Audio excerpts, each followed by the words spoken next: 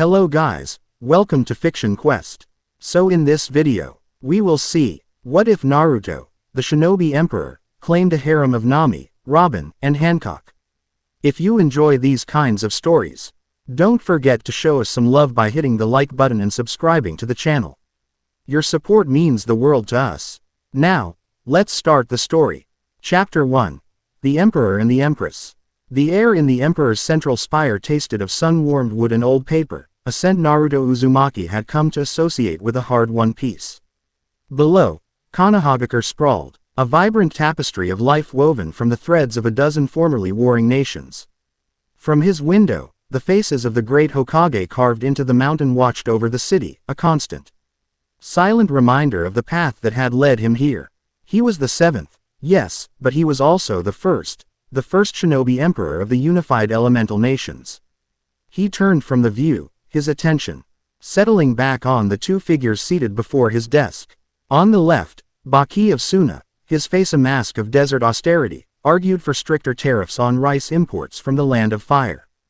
On the right, Darui of Kumo, slouching in his chair with a deceptive laziness, countered with a blunt demand for open trade routes. It was the same dance they'd been performing for an hour.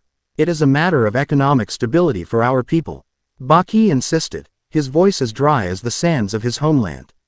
Our farmers cannot compete with the Fire Nation's bounty.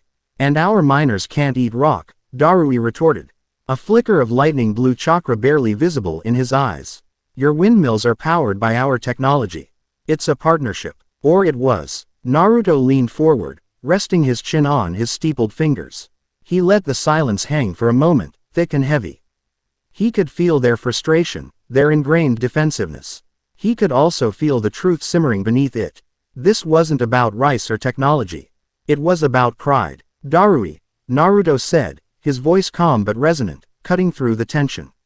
A few years ago, you sent a convoy of medical supplies to Suna during the Great Fever outbreak, no questions asked. You didn't charge them a single ryo. Darui shifted, a hint of a scowl on his lips. That was different, was it? Naruto turned his gaze to Baki. And Baki, when Kumo's northern dam broke last spring, your engineers were the first on the scene, using their puppetry techniques to clear the debris. You saved an entire village. Baki's stony expression remained, but his shoulders lost a fraction of their rigidity. We are allies. We aid each other in times of crisis. Exactly, Naruto said, a ghost of a smile touching his lips. So why are we treating a full pantry as a crisis? Suna needs affordable food. Kumo needs Suna's business to keep its people employed. This isn't a negotiation, it's a logistics problem. He stood, walking over to a large map of the continent that dominated one wall. We'll do this. Konoha will subsidize 10% of Suna's rice imports for the next year. In return, Suna will provide Kumo with a 10% discount on all wind power components. Everyone gets what they need, no one loses face, and our people stay fed and employed. We're not rivals anymore. It's time we stopped acting like it. He didn't command them. He simply laid out the only logical, compassionate path forward. Shikamaru, standing silently in the corner, allowed himself a small, rare smile. It was this clarity, this ability to slice through centuries of ingrained animosity with simple human logic, that had allowed Naruto to do the impossible. He hadn't conquered the world, he had convinced it to unite. Before either Baki or Darui could respond, it began. A low hum, a vibration that started not in the ground, but in the air, in the teeth. The teacups on Naruto's desk rattled. Naruto was on his feet before the first tremor finished, his vibrant blue eyes fixed on the sky. He wasn't looking, he was sensing. His sage mode flared into existence, the orange pigment painting the corners of his eyes. The world snapped into focus with crystal line clarity. The flow of life in the village, the rustle of leaves in the forest, the frantic chirping of birds taking flight. And something else, something utterly alien. A tear, he whispered, his voice devoid of its earlier warmth. Shikamaru was at his side. What is it? An enemy jutsu? No, Naruto said, his gaze locked on a point in the northern sky. It's like the fabric of the world is ripping. Outside, the sky bled. A hairline fracture of impossible colors. Violet, crimson, and a terrifying, empty black, split the perfect blue. It widened with a sound like grinding stone and tearing silk, a noise that scraped at the soul. Panic, a scent as sharp as ozone, began to rise from the streets below. The calm of a peaceful afternoon shattered. Shikamaru, Naruto's voice was a blade. Evacuate the northern district. Establish a 5-mile perimeter. I want the Anbu on standby, but no one engages without my direct command. Get me Kakashi and Sasuke on the comms. What a drag, Shikamaru muttered, but he was already moving. His shadow stretching as he relayed the orders with practiced efficiency. From the technicolor wound in the heavens, something emerged. It was a ship, impossibly large and ornate, its wood a deep, rich pink. 2 colossal serpents, scaled in shades of emerald and gold, were chained to its bow, their bodies limp as if they had been pulled through a storm that had broken their spines. Smoke and an eerie, green energy trailed from the vessel as it plummeted from the sky, its descent a slow, agonizing death spiral. It crashed into the dense forest just beyond the village walls with a sound that was less an explosion and more a final, soul-crushing groan of splintering wood and dying momentum. Naruto placed a hand on Shikamaru's shoulder. I'm going in. He didn't wait for a reply. The world dissolved in a flash of yellow light. He reappeared in an instant, the scent of crushed pine and upturned earth replacing the sterile air of his office. The crash site was a scar of devastation. Ancient trees were snapped like twigs, the forest floor gouged and raw. At the center of it all rested the colossal pink ship, its hull breached in a dozen places, its proud serpent figureheads buried in the dirt. The air was thick with the tang of salt water, a smell that had no place this far inland. It mingled with the sharp scent of ozone from the rift, and something else, a heavy, cloying fragrance of exotic flowers. Armed figures were emerging from the wreck. They were all women, tall and powerfully built, clad in revealing, tribal-style gear. They moved with the lethal grace of practiced warriors, forming a defensive cordon around the broken main mast, their eyes scanning the unfamiliar forest with a mixture of defiance and fear. They were unlike any people he had ever seen. Then, she appeared. She stepped from the shadows of a splintered doorway, and the world seemed to narrow its focus to her alone. She was impossibly tall, with hair like a weight, fall of polished obsidian and a figure that defied the very laws of nature. But it wasn't her beauty that struck Naruto. His sage mode senses were screaming at him, registering a presence, a life force so potent and overwhelming it was like standing next to a miniature sun. It was an energy he'd never encountered, wild and untamed, yet held in check by an iron will. He recognized it for what it was, the signature of a conqueror. This was their leader. Boa Hancock, the pirate empress, surveyed the alien landscape, her expression a mask of cold fury. Her ship, her home, was broken. Her warriors, her family, were stranded in an unknown land. A single man appeared before them, materializing from a flicker of yellow light as if he had stepped out of the very air. He was blond, with eyes the color of the sky, and wore a simple black and orange uniform with a flowing white coat. He carried no visible weapon, yet he stood amidst the wreckage of her arrival with an unnerving calm. He had to be the leader of this land. Who are you? Hancock's voice was not a question, but a demand, laced with the absolute authority of an empress accustomed to immediate obedience. What is this place? Naruto met her gaze, his own perfectly placid. My name is Naruto Uzumaki. I'm the one responsible for this land. You're safe here. His lack of immediate fear or reverence was irritating. Men either velled in lust or trembled in fear before her. This one simply stood there, observing. It was an insult. Hancock decided to end this tiresome encounter before it began. She would turn this insolent man to stone and then deal with his underlings. She struck her iconic pose, tilting her head back, her long hair cascading behind her as she formed a perfect heart with her slender fingers. Marrow mellow. A beam of pure pink, heart-shaped energy erupted from her hands, washing over Naruto in a wave of what should have been irresistible enchantment. Her Kuja warriors smirked behind her, anticipating the familiar sight of another fool turned to stone by their empress's unparalleled beauty. The pink light faded. Naruto stood exactly as he was, unharmed, unblemished, and utterly unmoved. He blinked once, tilting his head with genuine curiosity. A genjutsu, he mused aloud, his voice calm and analytical. It's a strange one. I'm not sensing any chakra in it at all. It feels more like a command, an imposition of will. Hancock froze. Her pose faltered. It wasn't just that he was immune. He was analyzing her power, dissecting it as if it were a curious but harmless insect. In her entire life, from the gutters of slavery to the throne of Amazon Lily, no man had ever resisted her beauty. Not one. The shock lasted only a heartbeat before it was consumed by a tidal wave of pure, incandescent rage. The air around her crackled with unseen power.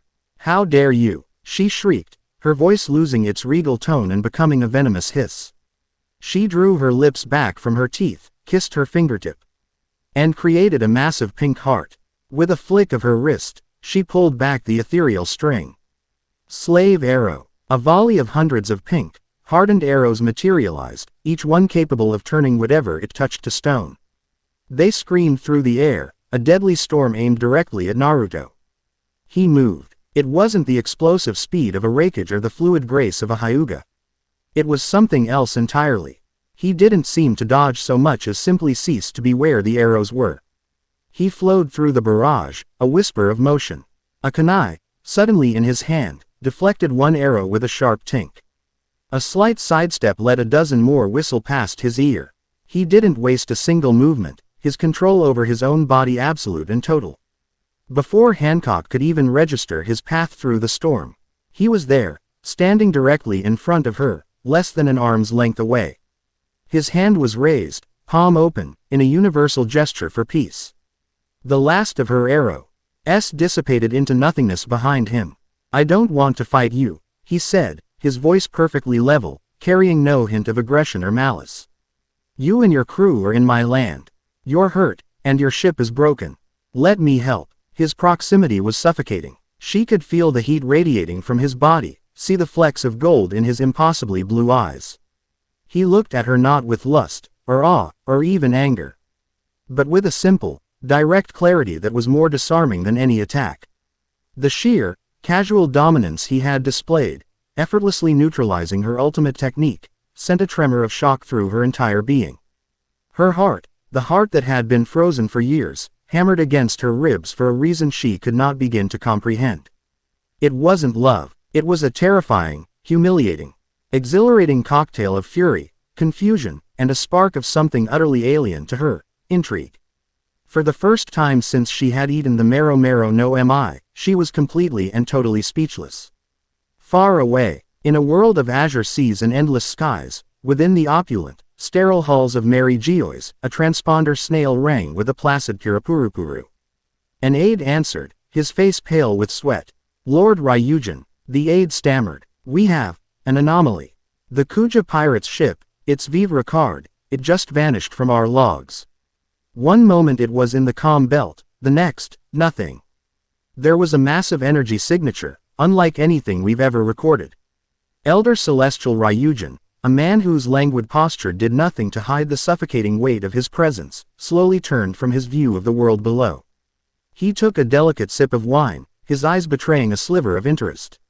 "Vanished, you say? How? Curious. Monitor the situation. Report any further deviations." He waved a dismissive hand, the matter already fading from his mind. It was likely just another foolhardy pirate meeting a deserved end in some strange sea. Nothing that could ever touch the divine order of the world. Back in the shattered forest of the elemental nations, Naruto's shinobi had arrived. Anbu, clad in porcelain masks, flickered through the treetops, their presence felt but unseen. A line of Jonin had established a perimeter, but they held their positions, their discipline absolute, awaiting the command of their emperor. Naruto took a small step back, giving Hancock space. His gaze softened slightly as he looked past her, at her weary and injured crew, at the ruin of their vessel. He understood their posture. They were proud warriors, cornered and defensive. Pressing his authority would only lead to more needless conflict. He chose a different path. He spoke not just to the empress before him, but to all of them, his voice carrying with it the warmth of genuine sincerity. "My village, Konohagakure, is just beyond these trees," he said, gesturing with an open hand. "We have medics who can treat your wounded, engineers who can help with your ship. We have food and fresh water. You will be treated as honored guests, not prisoners." I give you my word. Without waiting for her answer, he turned his back on her, an act of either supreme foolishness or supreme confidence, and began to walk toward the village. He stopped after a few paces, looking over his shoulder. The offer stands. When you're ready, we'll be here. Hancock watched him go, her mind a maelstrom of conflicting emotions. This man, this Naruto Uzumaki. He was a monster of power, yet he carried himself with the quiet humility of a monk. He commanded an army with a silent gesture, yet spoke with the simple directness of a common man. He had defeated her, truly, utterly defeated her without even launching an attack, and then offered her unconditional aid. Her younger sisters, Sandersonia and Marigold, rushed to her side. Their serpentine features etched with concern. Sister, what do we do? Sandersonia whispered, her eyes darting nervously toward the silent shinobi lining the forest's edge. We are trapped. Hancock clenched her fists, her long nails digging into her palms. She looked from Naruto's retreating back to the faces of her crew, their expressions a mixture of fear and unwavering loyalty to her. For the first time since she had become the Empress of the Kuja, she was not in control of the situation. She was adrift in an unknown sea, facing a force she could not comprehend. And for some infuriating, terrifying reason, that fact was the most compelling thing she had ever experienced. She took a deep, shuddering breath, composing herself, forcing the mask of the untouchable Empress back into place. A decision formed, sharp and clear. We will accept his offer, she announced, her voice tight but firm, carrying across the clearing. For now, her eyes narrowed, fixing on the spot where the blonde emperor had disappeared into the trees. I must learn everything there is to know about this man. Chapter 1 End. Chapter 2. The Navigator and the Scholar. The sea had gone mad. That was the only way Nami could describe it. For a week, every chart, every instrument, every instinct she had honed over a lifetime of dancing with the ocean had become a lie. The Grand Line, with its chaotic magnetism and nonsensical weather patterns, was a predictable paradise compared to this. Currents flowed backwards, pulling against the wind. The sky directly overhead could be a placid blue, while a raging blizzard churned the water 100 meters off the starboard bow. It was as if a new, petulant god had decided to repaint the world and had started by kicking over the ocean. Her crew, a hand-picked collection of the finest sailors and explorers she could find, were on edge. They trusted her implicitly, but even their faith was being tested. They were currently navigating a stretch of sea that, according to every map in existence, including her own meticulously drawn ones, should have been the calm, open waters west of the Sabayati archipelago. Instead, they were picking their way through a treacherous channel of jagged, unfamiliar islands that had seemingly sprouted from the seabed overnight. Navigator Nami, a spotter called from the crow's nest, his voice tight with strain. The magnetic log is spinning again. And, mother of the sea, the water ahead, it's glowing. Nami braced herself against the railing of the Sea Cat, her sleek, technologically advanced caravel. She raised her spyglass, her orange hair whipping around her face in the erratic wind. The spotter was right. The channel ahead narrowed into a passage where the water shimmered with an ethereal green light. The same sickly color she'd seen flash across the sky when this madness had begun. It was the source, the epicenter of the chaos. It's a confluence, she murmured, her mind racing, connecting impossible data points. The atmospheric pressure is dropping like a stone, but the barometric winds are non-existent. The tidal forces are pulling in two opposite directions at once. It's not a storm, it's a wound. Her first mate, a grizzled fish man named Gyojin, looked at her, his expression grim. A wound, ma'am, what does that mean for us? Nami lowered her spyglass, a fierce, determined glint in her eyes. Most sane captains would turn back. They would run from the impossible and seek the comfort of known waters. But she wasn't most captains. She was the woman who had charted the unchartable, the navigator for the king of the pirates. This wasn't just a storm. It was a mystery, the greatest navigational puzzle the world had ever seen. And she had to solve it. It means we've found our destination, she said, a grin spreading across her face. Full sail, Mr. Gyojin. Take us straight into the light. And tell the cartographers to have their pens ready. We're about to draw a map of a new world. Miles away, On the southern coast of the same impossible new continent, the landing was far quieter. Nico Robin stepped from a small, unassuming vessel onto a stretch of white sand beach. The air here was different, heavy with the scent of pine and an almost palpable static charge of natural energy that made the hairs on her arms stand on end. She was not here by accident. The instruments her organization, the Chronos Ascendancy, had developed were specifically designed to detect residual energy signatures left by the ancient civilization that had carved the poneglyphs. When the dimensional quake had occurred, her sensors had gone wild, screaming with the discovery of an entire landmass radiating an energy that was both profoundly ancient and eerily familiar. It was a wellspring of history, a library waiting to be read. Her team, a small group of seasoned archaeologists and discreet security personnel, fanned out, their movements quiet and efficient. Robin herself was drawn to a series of crumbling stone structures half buried in the dunes. They were old, far older than any ruins she had seen outside of the Void Century. She ran her gloved fingers over a weathered stone archway. Carved into its surface were spirals. Intricate, repeating spirals. Uzumaki. She breathed the word, the name of a clan from a half-forgotten legend she'd once uncovered in a water-damaged text from Ohara. A clan of artisans and warriors known for their sealing techniques, or fuinjutsu. The text had described their symbols as the keys to locking away great and terrible powers. It's not just similar, she whispered to herself, her mind alight with 1,000 possibilities. It's a precursor, a proto-language to the script of the poneglyphs.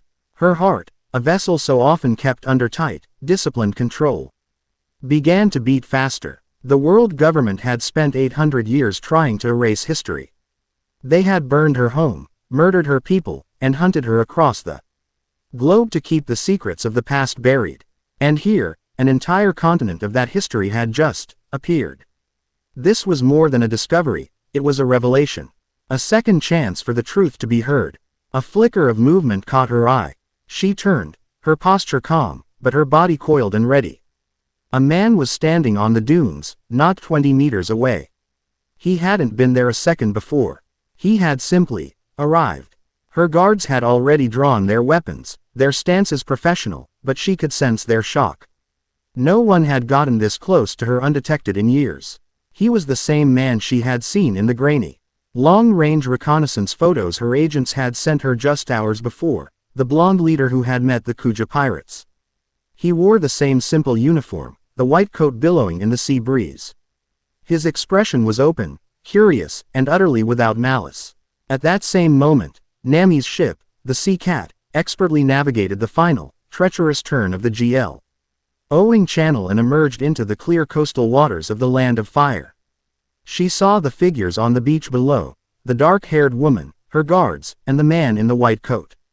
She also saw the much larger threat appearing on the horizon. A fleet of world government battleships, their flags snapping arrogantly in the wind, was closing in fast. At their head was a vessel twice the size of the others, its figurehead a snarling skeletal dog. Vice Admiral Onagumo, a man known for his rigid, brutal interpretation of absolute justice. Well, Nami muttered, her good mood evaporating. So much for a quiet first contact. Naruto raised a hand to Robin's guards, a simple, non-threatening gesture. His sage mode had alerted him to their presence, and to the larger ships approaching from the sea, long before they were visible. He had sensed two new, powerful life forces arrive on his shores, both distinct from the fierce, proud energy of the Kuja. One felt like the sharp, crackling intelligence of a summer storm. The other was a deep, quiet well of ancient knowledge and hidden strength. He addressed the woman with the dark hair first, his voice carrying easily on the wind. The spirals. They're a clan symbol. The Uzumaki. They were family. Robin's eyes widened slightly, her professional composure momentarily breaking. He wasn't just a warrior king. He knew what he was looking at. You can read them. I can't read this form, Naruto admitted, walking closer. It's too old, but I know what it means. It's a symbol of protection. A warning. Whatever is buried here was meant to stay that way. Before Robin could reply, Nami's voice cut through the air, sharp and clear from the deck of her ship. As much as I'd love to stay for the history lesson, handsome, we've got company. Naruto turned his gaze to the approaching fleet. He sighed, a sound of mild annoyance, not fear. So I see. It seems my world is becoming a popular tourist destination. Vice Admiral Onagumo stood on the bridge of his flagship, a grim satisfaction on his face. He had two high-value targets in his sights: the traitorous survivor of Ohara, Nico Robin, and the notorious, cat burglar, Nami, navigator of the Straw Hat crew. And they were conveniently cornered on the shores of this primitive, unclaimed land. This would be a glorious victory for the world government. All ships. He barked into the transponder snail. Prepare a warning barrage. Level the coastline. We will show these savages the might of true justice. Fire. The cannons roared, a deafening chorus of iron and gunpowder. Dozens of cannonballs screamed through the air. Black arcs of death aimed at the beach, at Nami's ship, at everything. On the beach, Nami's crew braced for impact. Robin's guards moved to shield her. But Naruto simply shook his head. That's not very neighborly, he said. Then, he vanished in a yellow flash. What happened next defied the laws of physics as Nami and Robin knew them. One moment, a cannonball W, as about to obliterate the sea cat's mast. The next, the blond man was there, in midair, his hand outstretched. A swirling sphere of brilliant blue energy, like a miniature hurricane, formed in his palm. He touched it to the cannonball. There was no explosion, only a grinding shriek, and the cannonball disintegrated into dust. He flickered. Now he was in front of another cannonball, this one aimed at Robin. He caught it, his bare hands glowing with a soft orange energy, and with a grunt of effort, he redirected it, hurling it back out to sea where it exploded in a harmless plume of water. Flash, flash, flash. He was everywhere at once. A streak of yellow and orange light, a phantom dancing between the instruments of death. In the span of 5 seconds, the entire barrage was neutralized. A single cannonball reached the shore. Onagumo's jaw was slack. His men stared in disbelief, their cannons still smoking. It was impossible. No man could move that fast. It wasn't a devil fruit power he recognized, it was something else. Something divine. His shock turned to fury. He's on the flagship, someone screamed. Naruto stood on the foredeck of Onagumo's vessel, his hands tucked in his pockets. His expression one of placid disappointment. The Marines around him were frozen, a mixture of terror and confusion on their faces. Was that really necessary? Naruto asked, his voice conversational. Onagumo snarled, drawing his own katana. He was a Rokushiki master, a veteran of countless battles. He would not be intimidated.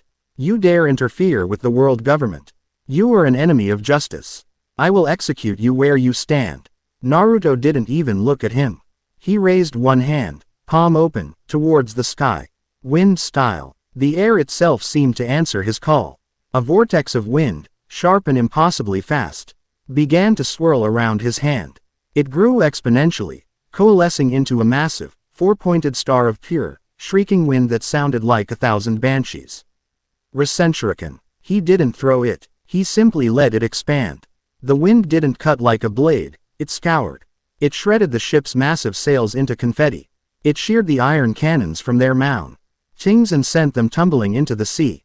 It stripped the wood from the deck and sent splinters flying. It was a controlled, focused typhoon that surgically dismantled the ship's ability to fight without harming a single person on board. When the wind died down, Naruto was gone.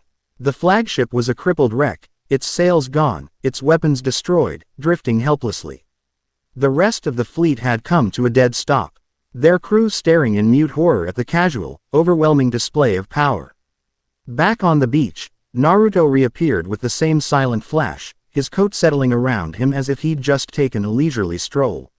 He dusted off his hands and offered a warm, slightly apologetic smile to Nami and Robin, who were staring at him, their minds still struggling to process what they had just witnessed. Nami had seen the power of admirals. She'd stood before the might of a Yonko. That was destructive force. That was brute power. This was different. This was absolute control. Chi was the power to unmake your enemy without even granting them the dignity of a fight. Robin, for her part, felt a profound sense of awe. She had always associated overwhelming power with tyranny and destruction. The Buster Call that had consumed her home, the cruel strength of the world nobles. But this man, this Naruto Uzumaki, wielded the power of a god with the restraint of a scholar.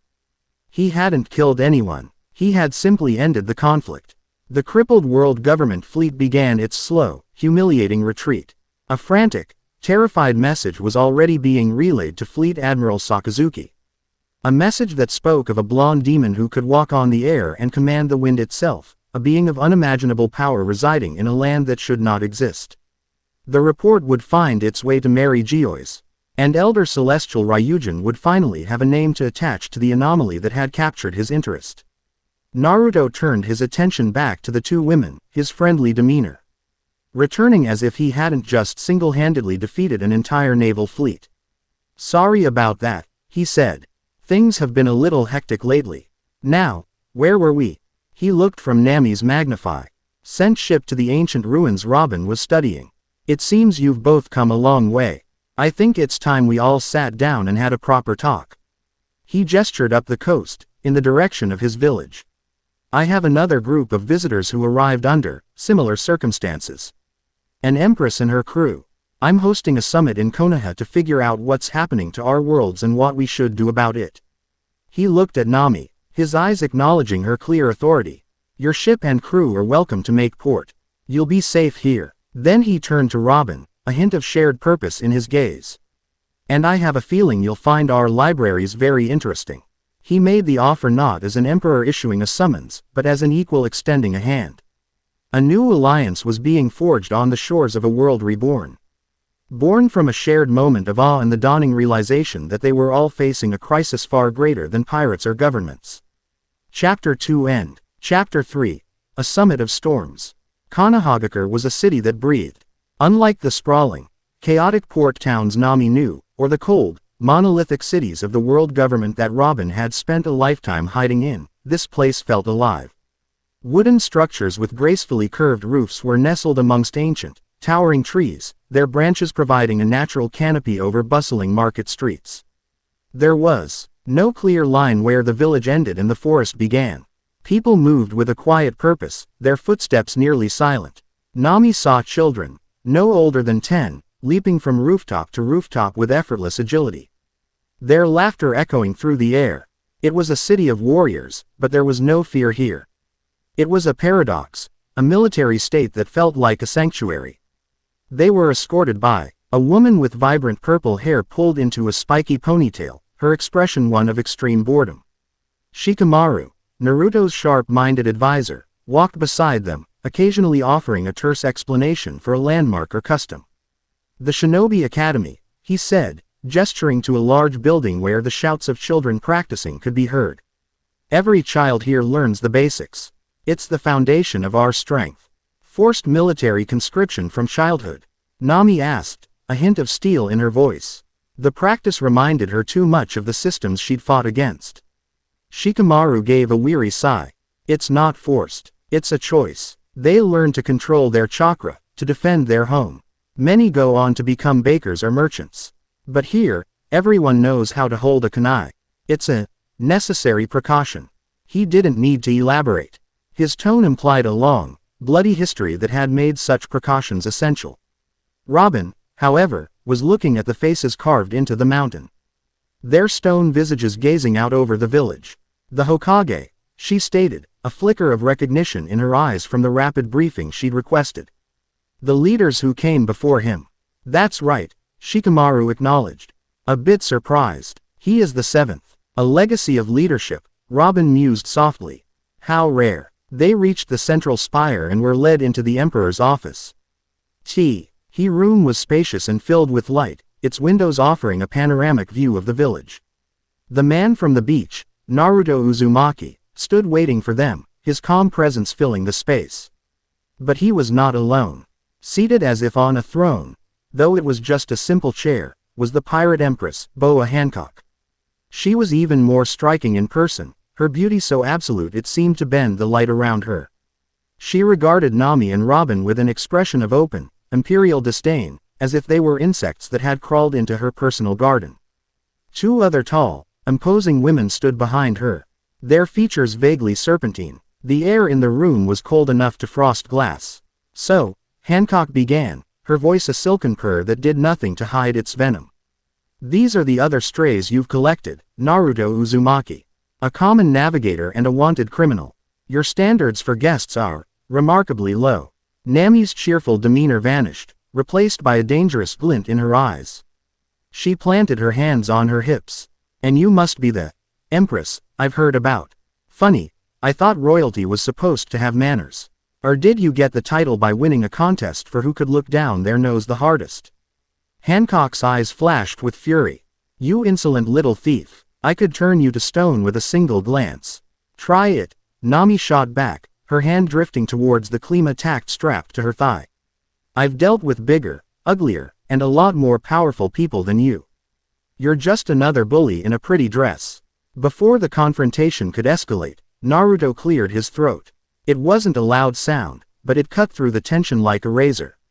That's enough. Both of you. His voice was still calm, but it held an undercurrent of absolute authority that made even Hancock pause. We're not here to fight each other, he continued, gesturing for Nami and Robin to take the seats opposite Hancock.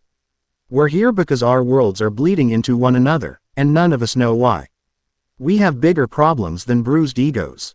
He looked at Nami. You're a navigator. The best, I'm told.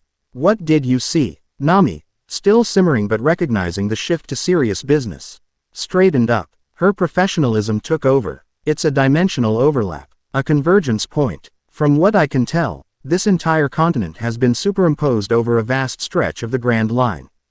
The laws of our worlds are clashing. Physics, magnetism, weather patterns. It's unstable. It could collapse, or it could expand. Right now, it's a mystery. Naruto nodded, absorbing the information. He then turned his gaze to Robin. And you, the ruins on the coast. What did you find? Robin's voice was quiet, yet it commanded attention.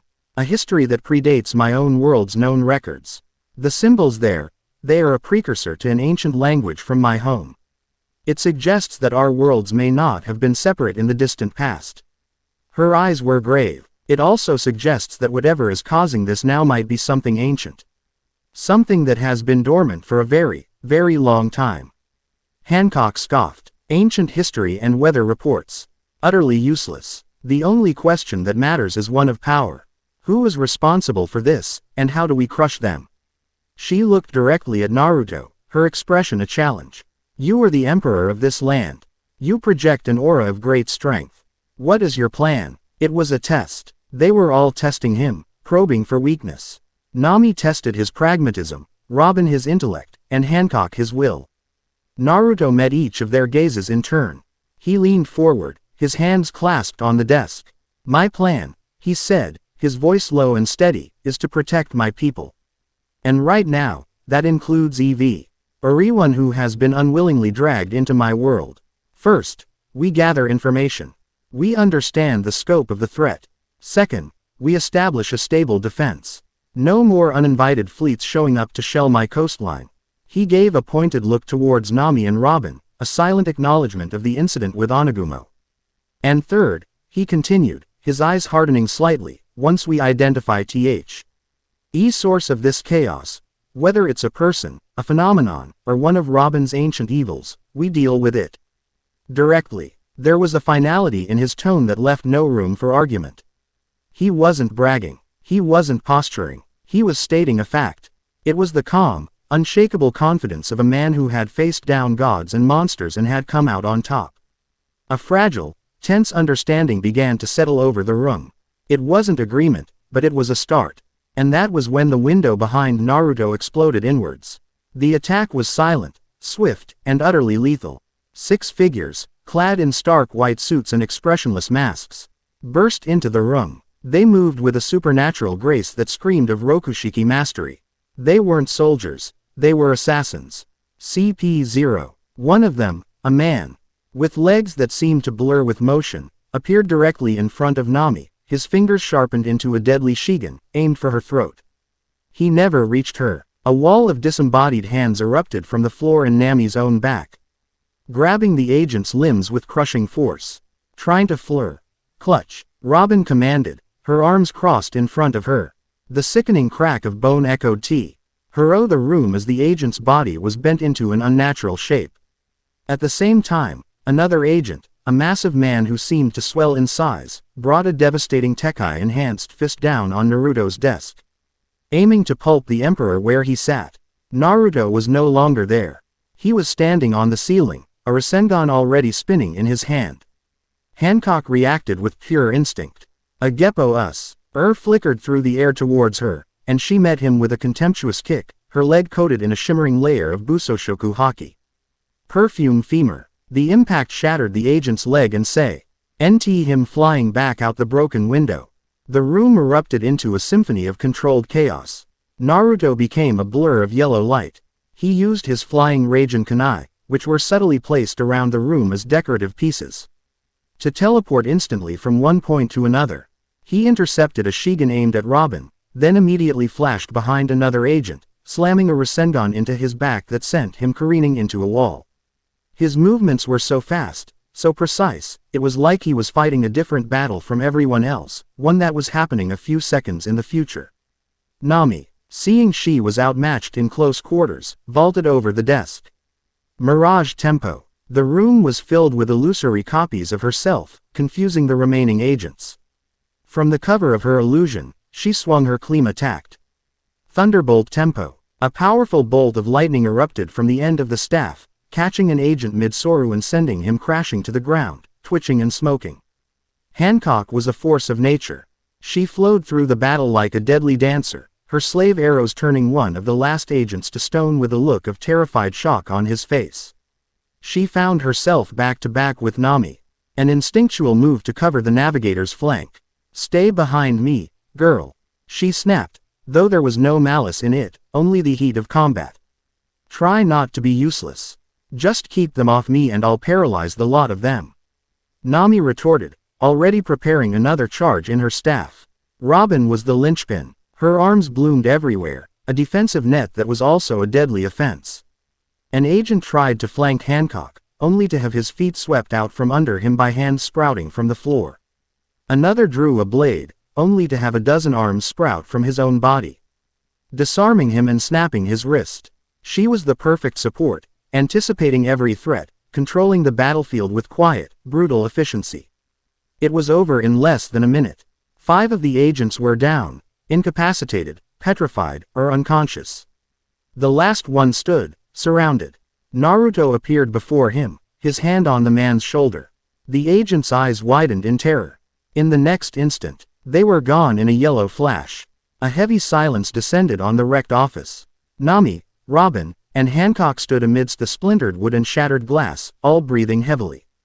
They looked at each other, their earlier animosity forgotten, replaced by the adrenaline-fueled respect of soldiers who had just survived a shared battle.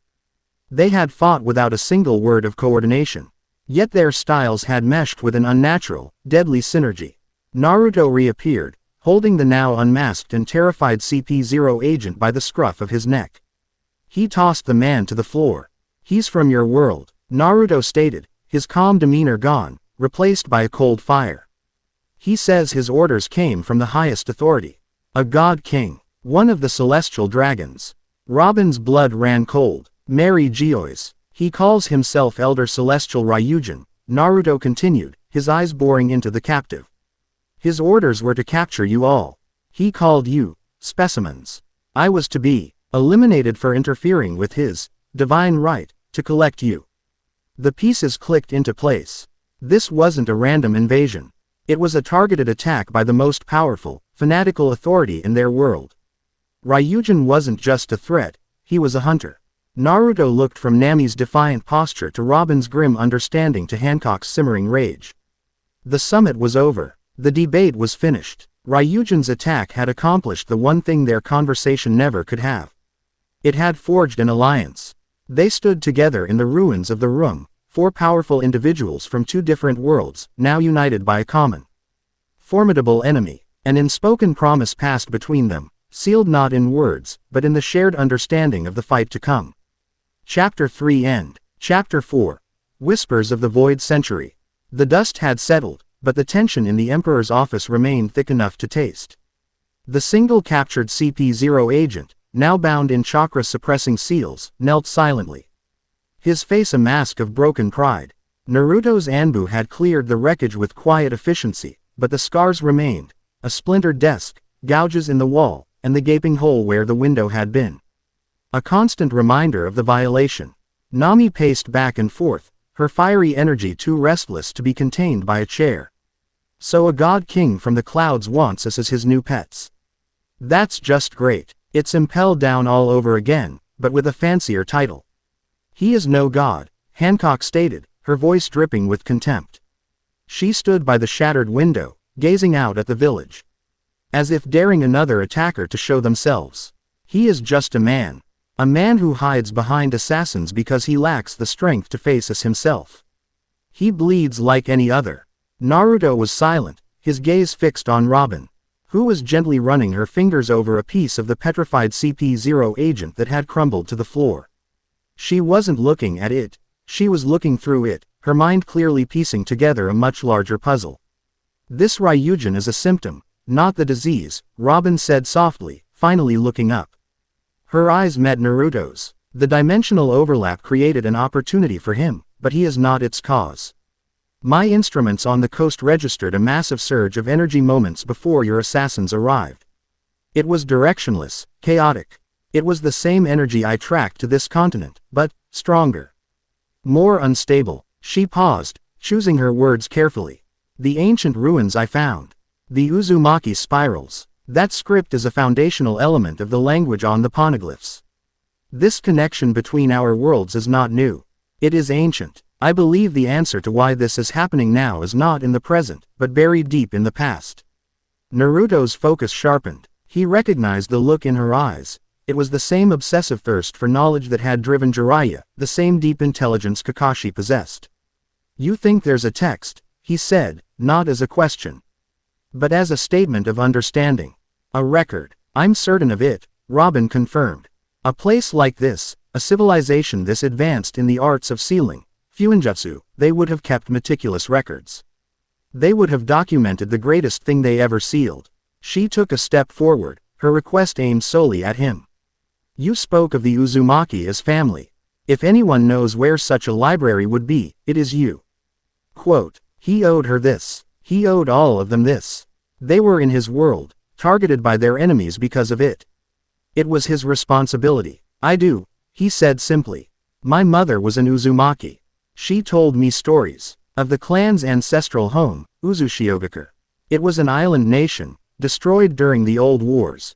But the core of their knowledge, their most sacred archives, were never found. They were sealed in a hidden vault, a place only someone of Uzumaki blood could open. Nami stopped pacing. An ancient, hidden vault full of secrets. Now you're speaking my language. Where is it? It's not a place you can get to on a map, Naruto explained. The entrance is hidden, protected. The journey itself is a key. He stood, his decision made. I'll take you. Hancock turned from the window. Her eyebrow arched. You would leave your capital so soon after an attack, to chase the fantasies of a scholar. It's not a fantasy, Naruto countered, his voice firm. It's our best lead. Ryujin will be back, and with something stronger next time. We need to understand the battlefield before the next battle begins. He looked at Nami. I need you here. Work with Shikamaru. Your strategic mind and his are a perfect match. I want our coastline to be a fortress by the time I get back. No more surprise parties. Nami grinned, a flash of her old self returning. A fortress, please. By the time I'm done. A Sea King wouldn't be able to find this place without a written invitation. Naruto then turned his gaze to Hancock. He expected an argument, a challenge to his authority. Instead, her crimson eyes held a calculating gleam. I will accompany you, she announced, as if the matter was already decided. I'm not sure that's a good idea, Naruto began. It is the only idea, she interrupted. Stepping forward, that man Ryujin wants me. He wants all of us. Separating is a foolish strategy. Furthermore, she added, her voice dropping slightly, I have seen a fraction of your power. I wish to see the rest. I will not place the fate of my Kuja warriors in the hands of a man whose capabilities I do not fully comprehend. It was a valid, strategic argument, but Naruto sensed the truth beneath it. She didn't trust Robin alone with him. It was a strange, primal flicker of jealousy, and it was so transparent it was almost endearing. He gave a small nod of assent. Fine. We leave at dawn. The land of whirlpools was a place of ghosts. Jagged black rocks jutted from a perpetually churning, violent sea, the remnants of a nation torn apart by war. The air was heavy with salt and sorrow. Naruto, Robin, and Hancock stood on a high cliff overlooking the ruins of Uzushiogakure. Crumbling towers and collapsed walls were all that remained, a testament to the fear the Uzumaki clan had once inspired. "Your family's home?" Hancock asked, her tone surprisingly devoid of its usual arrogance. The sheer scale of the destruction seemed to have sobered her. "My mother's," Naruto corrected softly. "I never knew it like this." He led them away from the main ruins, down a winding, treacherous path that hugged the cliff face. He stopped before a solid wall of rock, indistinguishable from the rest of the cliff. There were no markings, no seams, no indication of a door. "The entrance is here," he said. Hancock ran a hand over the cold, smooth stone. "There is nothing. You're looking with your eyes," Naruto said. He closed his own, pressing his palm flat against the rock. A network of brilliant blue lines, invisible a moment before, flared to life under his hand, spreading across the rock face in the pattern of an intricate spiral. It was a seal, a massive work of fuinjutsu woven into the very fabric of the mountain. "You have to feel it." He channeled his chakra into the seal. The lines glowed brighter, and the air began to hum with power. A deep, grinding groan echoed from within the rock as a section of the cliff face began to recede, revealing a dark, square tunnel. "Impressive," Robin admitted, her eyes wide with academic fascination. "The chakra acts as both the key and the power source. It's magnificent." They stepped inside. The moment they cleared the threshold, the stone door began to slide shut behind them, plunging them into absolute darkness. Before Hancock could voice a complaint, a soft orange light emanated from Naruto's body. He had activated a low level of his Nine Tails chakra mode, not for power, but for illumination. The warm light pushed back the ancient dark, revealing a long corridor lined with weathered stone. The first trap was simple. A pressure plate on the floor. Naruto pointed it out, stepping over it with ease. "Amateur stuff," he commented. Hancock scoffed. "A child could have seen that." She took a street EP forward and was immediately brought up short as a hail of Senbon needles shot from tiny holes in the walls, aimed directly at her. With a speed that defied belief, Naruto was in front of her. He spun a kunai in his hand so fast it became a silver disc, deflecting the hundreds of needles with a series of high-pitched tinks. The attack was over in seconds. He turned to her, a wry smile on his face. "You were saying." Hancock's cheeks flushed a faint pink, a mixture of embarrassment and anger. "I was distracted." The traps grew progressively more complex. Corridors that looped back on themselves in a spatial genjutsu. Rooms where the floor would fall away, revealing a pit of sharpened stakes. Walls that wept a flammable, corrosive gas. Naruto navigated them all with a calm expertise that was breathtaking. He didn't brute force his way through. He read the flow of chakra in the seals, dismantling them with a touch, or used his senses to find the precise, safe path. Robin watched him, utterly captivated. He was like a master locksmith, and fuinjutsu was a language he spoke with native fluency. He would explain the principles to her as he worked. "See this sequence," he'd say, pointing to a series of glowing symbols. "It's a recursive loop. It draws power from any foreign chakra that tries to interfere with it. You can't break it. You have to persuade it to open." Hancock, meanwhile, found her initial arrogance being chipped away with every flawlessly bypassed death trap. This was not the brute power of a hockey master or the chaotic energy of a devil fruit. This was a deep, intricate science. A form of power that required intellect and finesse as much as raw strength. She found herself watching his hands as he worked, the way his fingers moved with such certainty, the way the ancient seals seemed to sing in response to his touch. It was a different kind of strength, and it was undeniably compelling. They finally reached the last obstacle. A massive, circular vault door covered in a complex, interlocking array of hundreds of seals. At its center was a hand-shaped indentation. "This one is different," Naruto said, his expression serious. "It's a blood seal. It requires the chakra of a direct descendant." He placed his palm into the indentation. He channeled his chakra, and the seals on the door began to ignite in a cascade of blue light. But then, a secondary layer of crimson seals flared to life. Overriding the blue, the energy in the room intensified, becoming hostile, oppressive. An alarm. It's a purity test, Robin realized, her eyes wide. It's rejecting the Nine Tails chakra. The crimson seals began to glow with destructive intent. The entire chamber started to shake. Naruto, get your hand out of there. Hancock shouted, preparing to blast the door with her haki. No, that'll bring the whole mountain down on us. Naruto grunted, sweat beading on his forehead. I have to separate my chakra from Kurama's. It's difficult. He closed his eyes, concentrating. The orange glow of his illumination faded, plunging them back into darkness. The only light came from the warring blue and red seals on the door. He had to isolate the pure, Uzumaki's essence of his own life force from the colossal, foreign power that had been merged with it since his birth. It was like trying to separate the salt from the sea. Slowly, painstakingly, the crimson light began to recede. The pure, azure blue of his own chakra intensified, overpowering the rejection seal.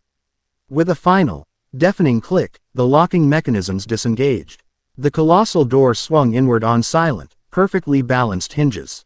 The light from Naruto's chakra cloak flared back to life, illuminating the room beyond. It was a vast, circular library. There were no scrolls, no books. Instead, the walls were lined with thousands of crystalline prisms, each one humming with a faint, internal light. In the center of the room, resting on a simple stone pedestal, was a single, large, black stone tablet.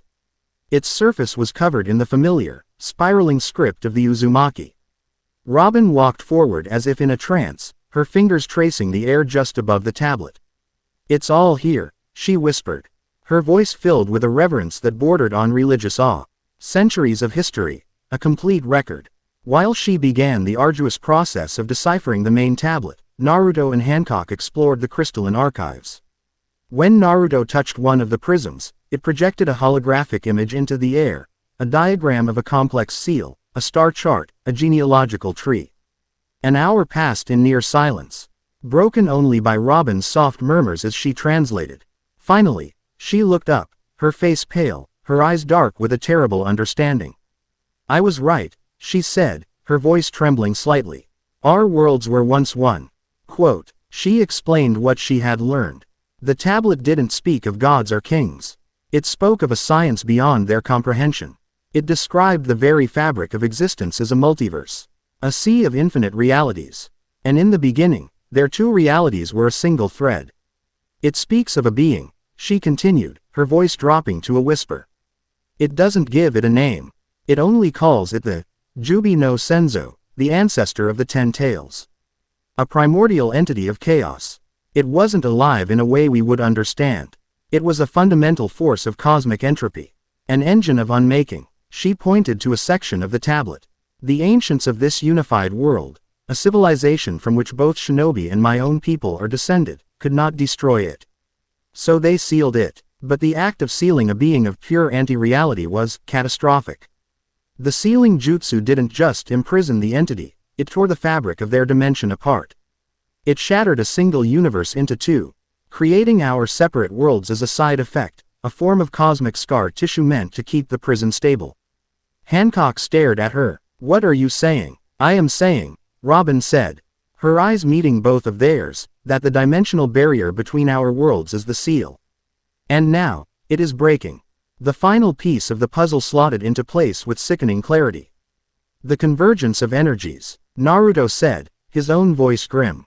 The massive amount of devil fruit users in your world, the haki, combined with the chakra of my own, it's creating too much pressure on the seal. It's weakening it from the outside. The attack by CP0, the threat of Ryujin, it all seemed so small, so insignificant now. They were children squabbling on a beach, oblivious to the tsunami gathering on the horizon. Far away, in the sterile brilliance of Mary Geoy's, Elder Celestial Ryujin examined a holographic display. It showed the biological data gathered from the failed mission. The readings on Naruto Uzumaki were impossible. An energy output that defied measurement. Chakra, Ryujin mused, swirling a glass of wine. His power is not external, like a devil fruit. It is internal, generated. The life force of his entire world, concentrated in one man. He smiled, A cold, predatory expression. My scientists say it cannot be replicated. They say it cannot be stopped. They are thinking like mortals. He turned to a subordinate. The Pacifista program. I want a new model. I am not interested in replicating his power. I want a weapon that negates it. A weapon that creates a zone of absolute null energy. A void. If this man is a god of life, then we shall become gods of death. Back in the silent, ancient library, the weight of Robin's discovery settled over them. Hancock, for the first time, looked truly shaken. Naruto stood before the black tablet, his hand resting on its cool surface. He had spent his life protecting his village, his friends, his world. Now, the scope of that responsibility had just expanded to encompass all of reality. He looked at Robin, then at Hancock. They were no longer just visitors or potential allies. They were the first citizens of a new, broken world he was now duty-bound to protect. His expression hardened, his eyes blazing with a familiar, unwavering resolve. The resolve of a man who had made a career out of doing the impossible. Chapter 4 End. Chapter 5. The Empress's Gamble. The journey back from the land of whirlpools was a heavy, silent affair. The revelations from the Uzumaki vault had settled over them like a shroud, reframing their reality into something fragile and terrifying. Robin was consumed, her mind lost in the implications of the ancient text, her fingers often moving as if tracing phantom symbols in the air. She and Naruto would walk together, speaking in low, intense tones about fuinjutsu, dimensional mechanics, and the nature of the primordial entity. They spoke a language of theory and history, their intellects meeting in a place Hancock could not follow. Hancock found herself an observer. She walked slightly behind them, the Empress of Amazon Lily reduced to a silent bodyguard. She watched the easy rapport between the Emperor and the scholar. It wasn't flirtation. It was something deeper, a meeting of minds that was, in its own way, more intimate than any physical touch. When Mi's voice crackled through the long-range communication device Naruto carried, it was the same. A rapid-fire exchange of strategy, logistics, and battlefield assessment. A meeting of wills, intellect, strategy. These were the currencies of his other allies. Hancock's currency was power, presence, absolute, undeniable will, and in this new, complex world of ancient seals and existential threats, she felt her value diminishing. The feeling was utterly alien to her, and she despised it. It was a cold echo of a time she had long since buried, a time when she was powerless, a mere object for the amusement of others. She had clawed her way to an imperial throne to ensure she would never feel that way again. She would not allow it. She would not be sidelined. She would force him to engage with her on her terms. In the arena where she was unparalleled. They had stopped to make camp as dusk painted the sky in shades of orange and purple, the same colors as Naruto's coat. He was tending to a small, smokeless fire. His focus absolute even in the simple task. Robin was a short distance away, already sketching the Uzumaki script from memory onto a piece of parchment. This talk is useless, Hancock's voice cut through the quiet evening. It was sharp, imperious. Both Naruto and Robin looked up. Seals, history, strategy, she continued, stepping into the firelight, her shadow long and imposing behind her. These are the tools of the weak, the whispers of those who fear a direct confrontation. A plan is only as strong as the person who enacts it. Words will not stop this, ancestor, nor will they stop the celestial dragon who hunts us. Naruto met her gaze, his blue eyes calm and unreadable in the flickering light. Do you have a point, Hancock? I do, she said, her chin lifting in a familiar gesture of challenge. You possess a power I do not understand. You defeated my Mello, and you dismantled those assassins with an ease that was unsettling. I will not follow and whose limits I have not tested myself. Naruto sighed, a wisp of smoke curling from his lips. A fight won't solve anything. It will solve the question of trust, she shot back, her voice like steel. My Kuja warriors, my nation, now stand aligned with you because of my word. I must be certain that word is not built on a foundation of ignorance. I am asking you, Emperor Naruto Uzumaki, for a duel. A true measure of your strength against my own. Robin watched them, her pen still, her expression one of shrewd observation. This was more than a simple challenge, it was a political maneuver. An act of personal desperation wrapped in the guise of a warrior's pride. Naruto studied Hancock for a long moment. He saw past the arrogant posture and the challenging words. He saw the flicker of insecurity in her eyes.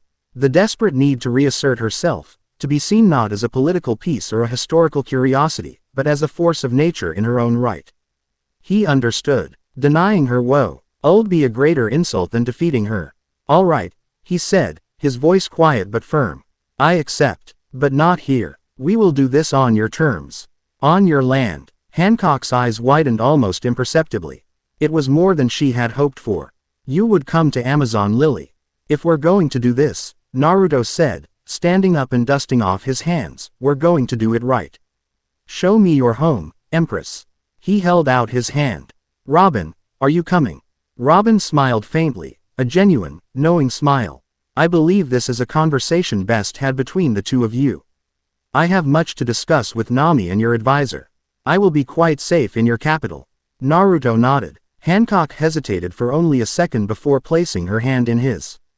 There was a flicker of yellow light, a brief sensat ion of displacement that felt like the world turning inside out, and the scent of pine and campfire was replaced by the thick, humid air of the tropics, heavy with the fragrance of a million flowers. They stood in the center of a massive, open-air coliseum carved from white stone. Thousands of Kuja warriors filled the stands, their voices rising in a deafening, joyous roar as they saw their empress. They had appeared in the heart of her fortress, a testament to a power she was only just beginning to grasp. "Hebihime, Hebihime," they chanted, their adoration a palpable force. Hancock withdrew her hand from Naruto's, her composure returning as she breathed in the air of her own kingdom. Here, she was not an observer. Here, she was a goddess. She turned to face him, her entire demeanor transformed. The uncertainty was gone, replaced by the unshakable, arrogant confidence of the pirate empress. "You were foolish to come here, Naruto Uzumaki," she said, her voice echoing through the arena. "In this place, I am absolute." Naruto simply smiled, a small, calm expression that was utterly out of place amidst the fervent energy of the Colosseum. "Show me." The duel began. Hancock moved first, a crimson blur against the white sand of the arena floor. She didn't bother with her devil fruit powers. This was a test of pure martial prowess. Her leg, coated in the invisible armor of Busoshoku Haki, scythed through the air in a kick that could have shattered steel. Naruto didn't block, he didn't counter, he simply swayed back, the tip of her heel missing his face by a millimeter. The wind from the kick stirred his hair. She flowed into her next attack, a rapid series of strikes, jabs, kicks, and elbow strikes, each one imbued with haki, each one aimed with lethal precision. It was a beautiful, deadly dance. And Naruto mirrored it perfectly. He moved with a fluid grace that seemed impossible for his muscular frame, stepping, weaving, and turning. He was always just outside her reach, his movements economical and precise. He never took his eyes off hers. The Kuja warriors in the stands fell silent. They had seen their empress fight countless times. She was an unstoppable force. But this was different. She was fighting a phantom, a leaf on the wind that refused to be struck. Frustration began to burn in Hancock's chest. She was faster, her attacks were growing more ferocious, but the result was the same. It felt like punching water. With a roar of pure rage, she launched herself into the air, spinning like a top. Perfume femur. Instead of retreating, Naruto moved forward, into the eye of the storm. As her hockey-clad legs swept towards him, he dropped into a low stance. Orange pigment flared around his eyes. He had entered sage mode. The world snapped into a new dimension of clarity for him. He could feel the flow of her muscles, the intent behind her attack, the very air displaced by her movement. He didn't try to block the kick. He met it. His open palm slapped against the sole of her foot. There was no thunderous impact. It was a quiet, almost gentle connection. But through his palm, he channeled a wave of natural energy, the core principle of the frog kata. Hancock felt a shockwave of invisible force travel up her entire leg, disrupting her balance and her hockey control. Her perfect, spinning attack unraveled in midair. She landed awkwardly, stumbling for the first time. Before she could recover, he was there. He had closed the distance in an instant. His movements were still fluid, but now they held an offensive purpose. He tapped her shoulder, and the natural energy surrounding him sent a numbing jolt through her arm. He swept his leg, not at hers, but at the ground beside her, and the displaced sand rose like a wave, forcing her to leap back. He wasn't fighting her. He was fighting the space around her. He was proving that his control of the battlefield was so absolute that he didn't even need to touch her to defeat her. It was humiliating. It was infuriating. It was magnificent. With a final, desperate cry, Hancock kissed her finger and drew back the string of a massive slave arrow, aiming it at point-blank range. This, he could not dodge. He didn't try. As she released the volley, he vanished in a yellow flash. The arrows flew through the empty space where he had been and shattered against the far wall of the arena. He reappeared directly behind her, so close she could feel the heat of his body. The cold, unforgiving steel of a three-pronged kunai rested gently against the side of her neck. His other hand hovered just over the small of her back, a perfect, silent, spinning sphere of blue chakra, a Rasengan, held in his palm. It didn't rage like a storm. It hummed with the quiet promise of total annihilation. "It's over," he said, his voice a low whisper in her ear.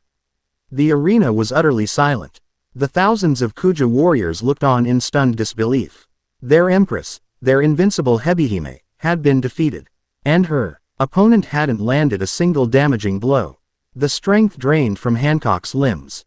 The anger, the frustration, it all evaporated, leaving a cold, hollow emptiness in its place. The feeling, that old, hated feeling of being utterly, completely powerless, of being at the mercy of another's strength.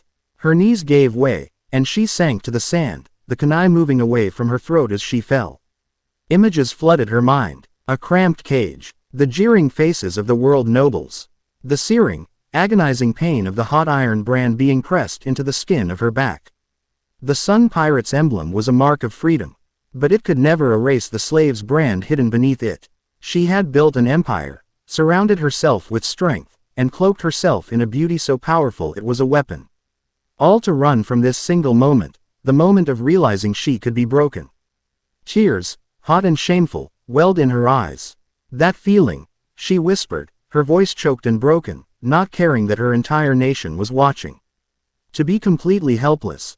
I swore to myself, I would never feel that way again." Naruto made the Rasengan in his hand disappear. He knelt in front of her, his expression not of triumph, but of a deep, profound understanding. He didn't offer pity. He didn't offer comfort. He offered something far more valuable. "You're wrong," he said, his voice soft but firm, meant only for her. "You weren't helpless. You survived. You endured something that would have destroyed most people. And you came out of it strong enough to build a nation, to protect your sisters, to become an empress." He met her tear-filled eyes, and for the first time, she saw no judgment, no lust, only a raw, unwavering respect. "That isn't the mark of a victim, Hancock. That's the mark of a true conqueror." His words struck her harder than any physical blow. He wasn't looking at the pirate empress. He wasn't looking at the most beautiful woman in the world. He was looking at her, at the scarred, terrified girl she kept hidden from everyone, and he was calling her strong. He had defeated her only to hold up a mirror and show her the true source of her power. In that moment, the ice that had encased her heart for over a decade began to crack. In his sterile laboratory in Mary Geoy's, Ryujin observed a container of swirling, golden energy.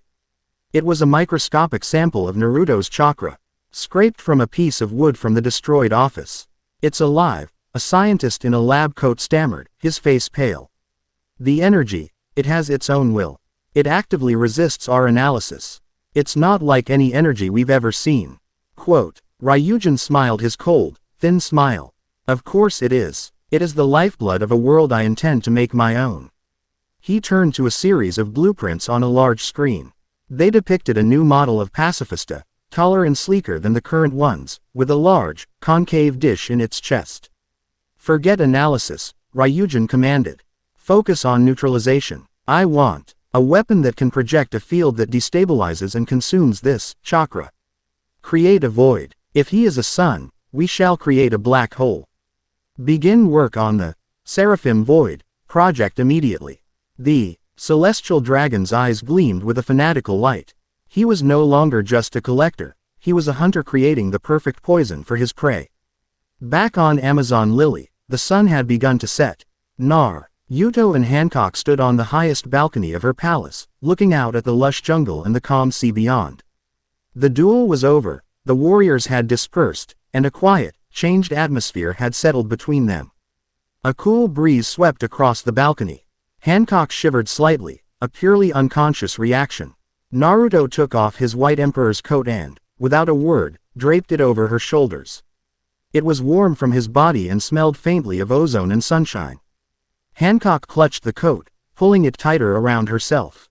It was an act of profound intimacy, a simple gesture of that felt more significant than any kiss she had ever imagined. She looked up at him, at the man who had defeated her, understood her, and shown her a respect she had never known. The bond between them, forged in the fires of their duel and sealed in a moment of shared vulnerability, was now something solid and real. It was no longer about power, or politics, or even attraction. It was something far deeper. It was understanding. Chapter 5 End. Chapter 6. The Cartographer's Current. The Konoha Strategic Command Center was a place of quiet, orderly chaos. It hummed with the low murmur of voices and the flicker of chakra-powered communication arrays. Maps covered every surface, some drawn on paper with meticulous precision, others projected as shimmering blue holograms in the center of the room. It was the nerve center of a continent-spanning military, and it was Shikamaru Nara's natural habitat. He stood before the central holographic map, his hands clasped behind his back, his expression one of intense, weary concentration. Nami stood beside him, a stark splash of color and vibrant energy in the muted greens and grays of the shinobi uniforms. She wasn't intimidated by the room's gravity, she was energized by it. For the past 2 days, she and Shikamaru had engaged in a marathon of strategic planning, a dance of two brilliant minds from different worlds meeting in perfect, unexpected harmony. He thought in terms of terrain, troop deployment, and tactical feints. She thought in terms of currents, weather fronts, and lines of engagement on an open sea. Together, they were creating an entirely new doctrine of warfare. A sensor nin, his eyes closed in concentration, suddenly stiffened. "Report," he called out, his voice sharp. "Massive fleet approaching from the east. At least 200 vessels. They've just crossed the threshold of the dimensional boundary.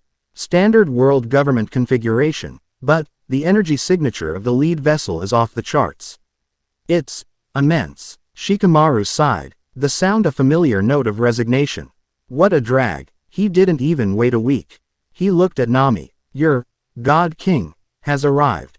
Nami leaned over the holographic map, her eyes narrowed. Red dots began to appear on the eastern edge of the display, a tide of crimson creeping towards their shores. 200 ships. It was a fleet large enough to conquer a small country. But Nami just grinned, a fierce, predatory expression that made several of the nearby shinobi take a half step back. "He's arrogant," she said, her voice humming with excitement. "He's coming in a straight line. A textbook show of force. He thinks he can crush us with sheer numbers. He's treating this like a normal sea." She tapped a finger on the map, right in the path of the approaching fleet. "But it's not a normal sea anymore. It's my sea." Elder Celestial Ryujin stood on the bridge of his flagship, the Divine Retribution. It was a vessel of obscene scale and grandeur, its hull forged from a dark, iridescent metal and its figurehead a snarling, multi-headed hydra crafted from pure gold. He held a delicate glass of wine, swirling the crimson liquid as he gazed at the distant, green coastline. To him, it was a primitive, untamed land, a blemish on the perfect order of the world he was meant to rule.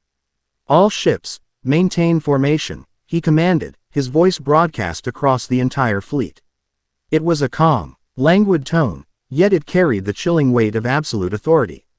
"We will make landfall in 3 hours. Upon my command, you will commence a full-scale orbital bombardment. Raise the first 10 miles of coastline to ash. We will give this Shinobi Emperor a proper introduction to divine power." A sycophantic captain bowed low. "A brilliant strategy, Lord Ryujin. They will have no answer to our might." Ryujin took a slow sip of wine. "Of course they won't," he murmured, a faint, cruel smile on his lips. "They are merely mortals, challenging a god. The outcome was decided before they were even born. He had brought his finest ships, his most loyal soldiers, and his newest toys. This wasn't a war. In his mind, it was an extermination. Naruto stood with Hancock, CK and Robin on the cliffs overlooking the sea. The horizon was now a solid line of black specks, a steel wall rising from the ocean. The sheer scale of it was breathtaking. It was a brute force approach, designed to intimidate, to cause despair before the first cannon was even fired. "He intends to overwhelm us," Hancock observed, her arms crossed. Her expression was one of deep, personal offense. This was not the elegant, lethal combat she respected. It was the clumsy tantrum of a spoiled child with too many toys. Naruto's long-range communication earpiece, a small, chakra-powered device, crackled to life. "Naruto, you there?" Nami's voice was clear and steady, laced with an undercurrent of barely contained glee. "The party's getting started. We see it, Nami," Naruto replied, his gaze fixed on the approaching fleet. "What's the plan?" "The plan is chaos," Nami said, and he could practically hear her grin. "Ryujin thinks he controls the board, but he doesn't even know what game he's playing. I'm sending in the first wave. Get ready to be my scalpel. I'll give the word." Naruto looked down at the shoreline below. From hidden coves and inlets, dozens of shinobi began to emerge. They were from Kurigakure, the village hidden in the mist, masters of water and illusion. They stood on the surface of the churning water as if it were solid ground, their hands forming a series of complex seals. "It begins," Robin whispered, her eyes alight with a scholar's fascination at the display of large-scale jutsu. At a silent command, the Kiri shinobi slammed their palms onto the surface of the sea. "Ninpu. Kurigakure no Jutsu." Quote. The effect was instantaneous and profound. A wall of mist, thick and unnaturally cold, erupted from the ocean. It was not a natural fog that rolled in, it was a physical presence that billowed outwards, swallowing the sea and sky. Within minutes, a dense, swirling bank of vapor 100 miles wide and 1,000 feet high stood between the elemental nations and Ryujin's fleet. On the bridge of the divine retribution, the world outside the reinforced windows vanished, replaced by an impenetrable wall of gray. Navigational instruments spun wildly, there, needles dancing as the warped magnetism of the dimensional overlap was amplified by the chakra-infused mist. "Report," the flagship's captain barked. "What is this?" "All visual contact is lost, sir," a technician cried out. "Compasses are useless. The log pose is spinning in circles. We're blind." Ryujin's smile finally faltered. He stepped to the window, placing a hand on the cold glass. This was not a natural phenomenon. This was an attack, a primitive, yet surprisingly effective one. "They are trying to separate the fleet," he deduced, his voice tight with annoyance. "All ships, fire Pro X. Imitate flares and maintain tight formation. Do not allow them to." He was cut off by the scream of twisting metal. One of the battleships on the fleet's port flank suddenly lurched, a horrible groaning sound echoing through the mist. The ship had been guided into a jagged, uncharted reef that hadn't existed a week ago. Nami's voice came through Naruto's earpiece, sharp and precise. "Okay, Naruto, first target." The confusion is at its peak. "See the ship on the far left of their line, the one that's listing. Its sister ship is moving to assist. That's a command vessel. Take out its communication tower and its rudder. No casualties. Cripple it, don't sink it. Go. On it, boss," Naruto replied, a grin touching his own lips. He tossed one of his signature three-pronged kunai into the air, and it vanished, sailing into the mist. He placed a hand on Hancock's shoulder. "Want a closer look?" Before she could reply, the world dissolved in a yellow flash. They reappeared in midair, 1,000 feet above the chaotic, fog-shrouded sea. The wind whipped at them, but they stood on a platform of solid chakra Naruto had formed beneath their feet. Below, the world government fleet was in disarray, a scattering of massive blind beasts blundering through the gray. He pointed. There. Hancock followed his gaze. The command ship Nami had identified was turning, its crew shouting orders in the confusion. Naruto vanished from her side. He appeared on the ship's rear deck in a silent flash, right next to the massive rudder mechanism. The two Marines guarding it didn't even have time to shout B. For a wave of invisible senjutsu energy washed over them, and they crumpled to the deck, unconscious. Naruto placed a single, glowing seal tag on the thick iron rudder post. Flash. He was at the top of the main mast. Beside the whirring antennas of the communication tower. Another seal tag. Flash. He was back beside Hancock in the sky, the entire operation having taken less than 3 seconds. He made a simple hand sign. Activate. Far below, the 2 seal tags exploded in controlled bursts of concussive force. The rudder was blasted from its housing, left to drift uselessly. The communicatio N tower was shredded into a tangle of sparking wires. The command ship was now deaf, dumb, and unable to steer, a helpless giant adrift in the fog. Hancock stared, her mind struggling to reconcile the sheer, casual efficiency of what she had just witnessed. He was a weapon that could be anywhere, strike anything, and vanish without a trace. And the sharp-witted navigator girl was the one aiming him. Target 2, Nami's voice crackled. There's a squadron of 5 cruisers trying to regroup on the southern edge. I'm having our water-style users create a whirlpool to break them up.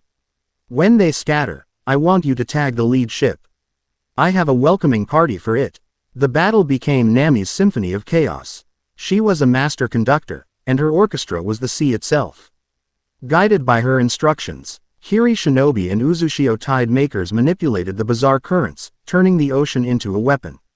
They created rogue waves that smashed into weapons emplacements, sudden undertows that pulled ships off course, and whirlpools that spun vessels like toys. And through it all, Naruto was her lightning bolt. He flashed from ship to ship, a phantom of orange and yellow. He never killed, he dismantled. He broke chains on anchor deployments, causing them to drop at full speed. He slapped seals on cannon barrels that caused them to harmlessly implode. He appeared in engine rooms, disabling mechanics with precise bursts of chakra, before vanishing as suddenly as he arrived. His witty banter with Nami over the comms was a constant refrain.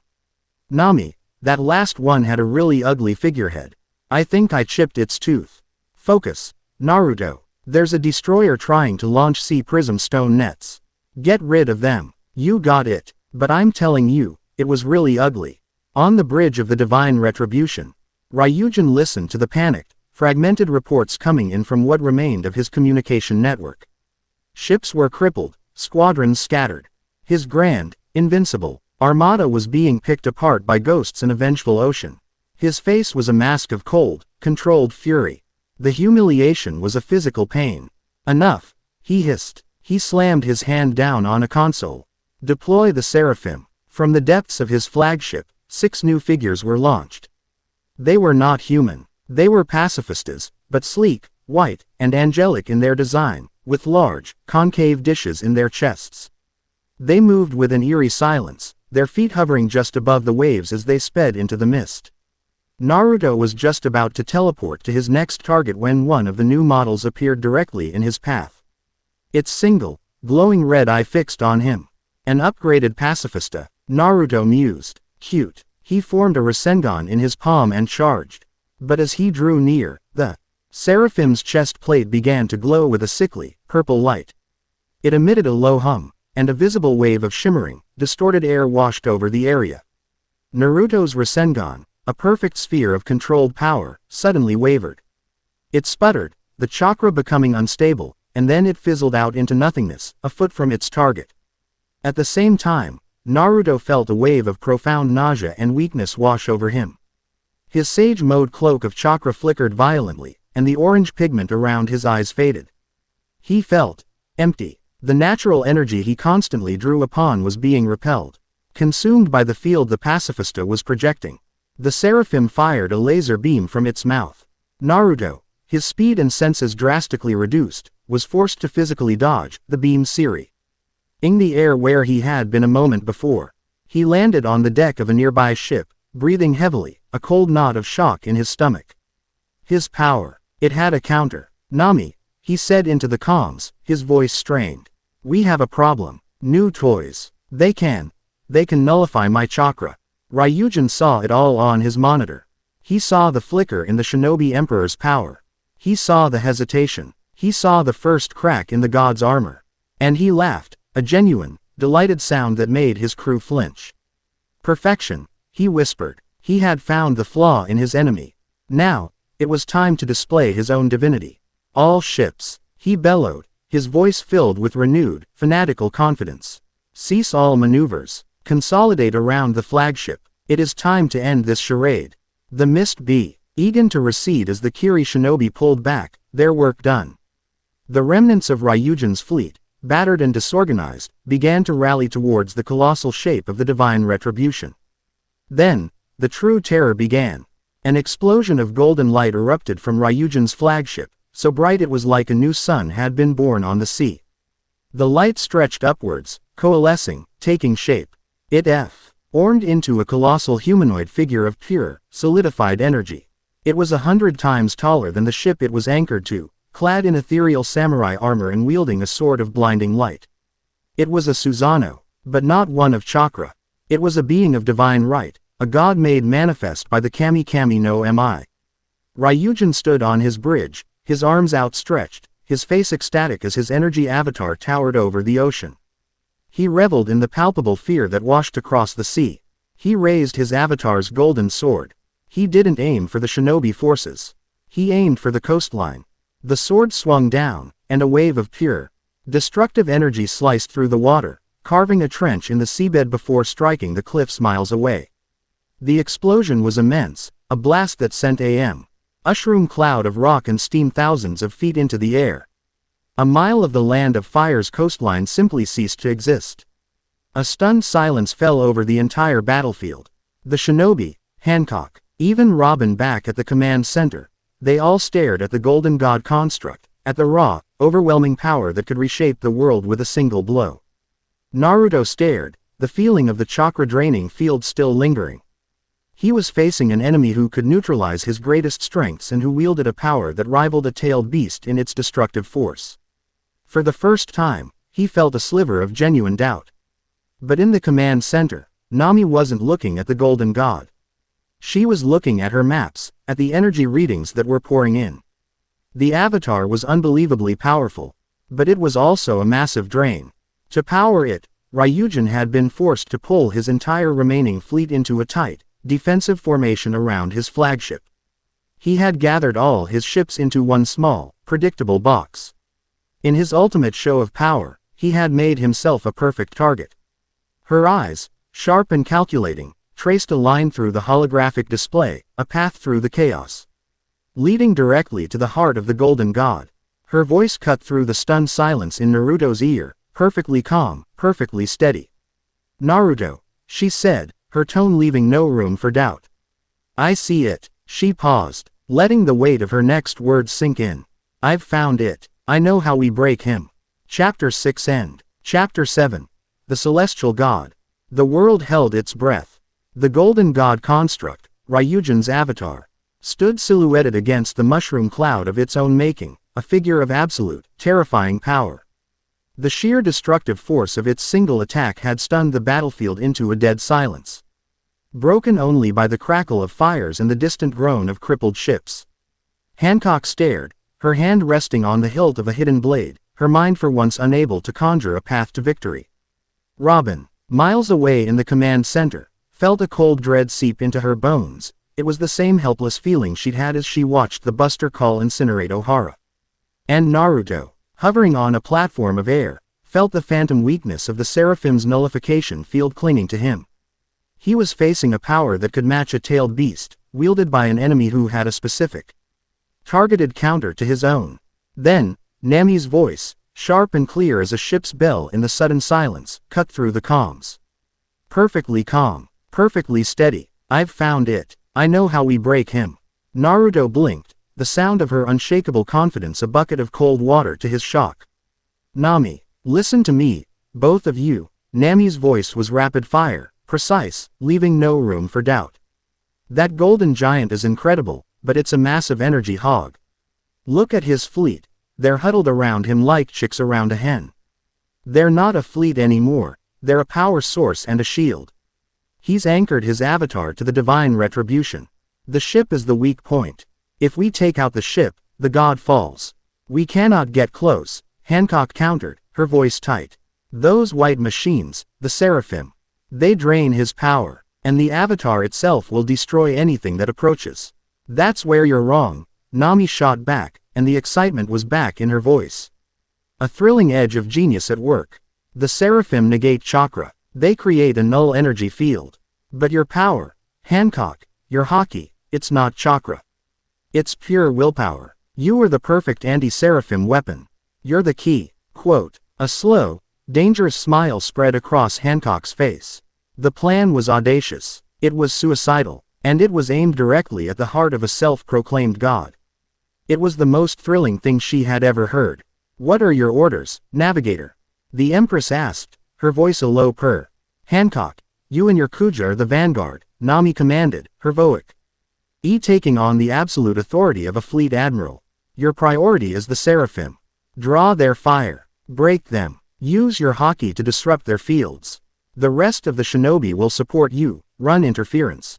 And keep the main cannons of the fleet occupied. Create a path. And Naruto. Robin's voice joined the channel, her tone analytical. The Avatar's attack pattern is not random. I am analyzing the energy fluctuations. There is a significant charge time before each major swing. It's predictable. I can give you the windows. Exactly, Nami affirmed. Naruto, you are the thunderbolt. The moment Hancock gives you a clear shot, you go. Robin will give you the timing.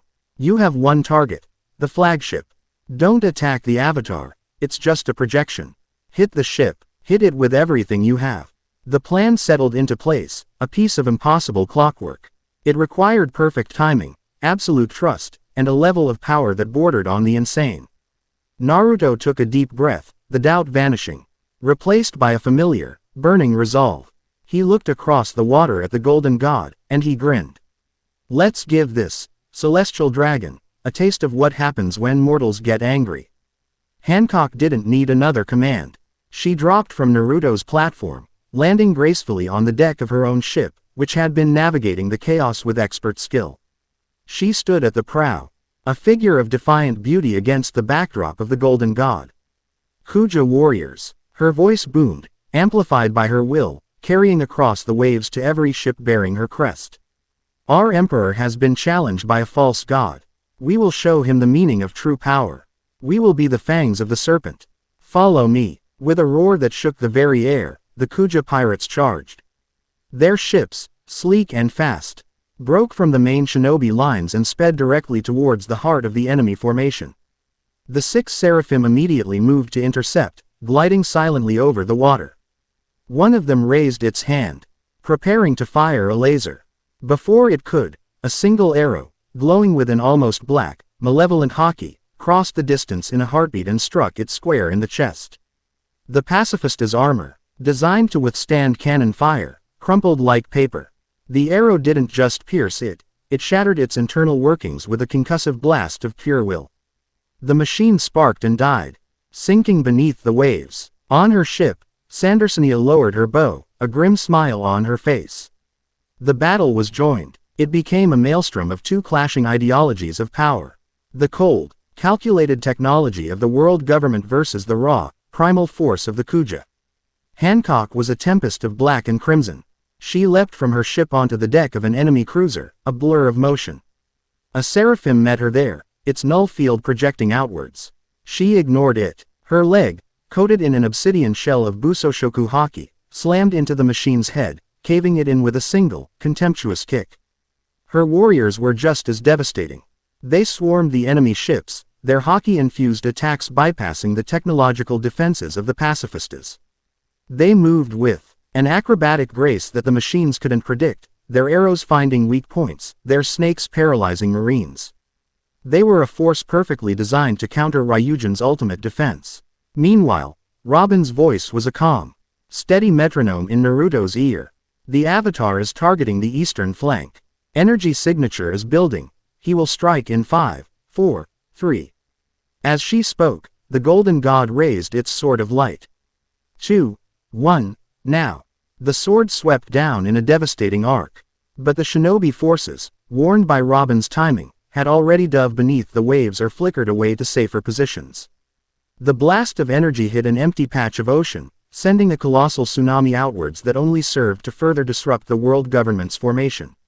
He's overextended his energy core, Robin reported. The swing has created a power fluctuation. The seraphim fields are momentarily weaker. Hancock. Now, I see it, Hancock roared. She had just kicked a pacifista into the sea and was now surrounded by Marines.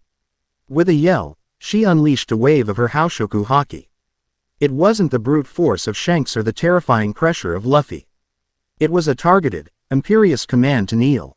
The weaker-willed Marines around her dropped instantly, their minds overwhelmed. The remaining two seraphim faltered, their systems overloaded by the sheer force of her personality.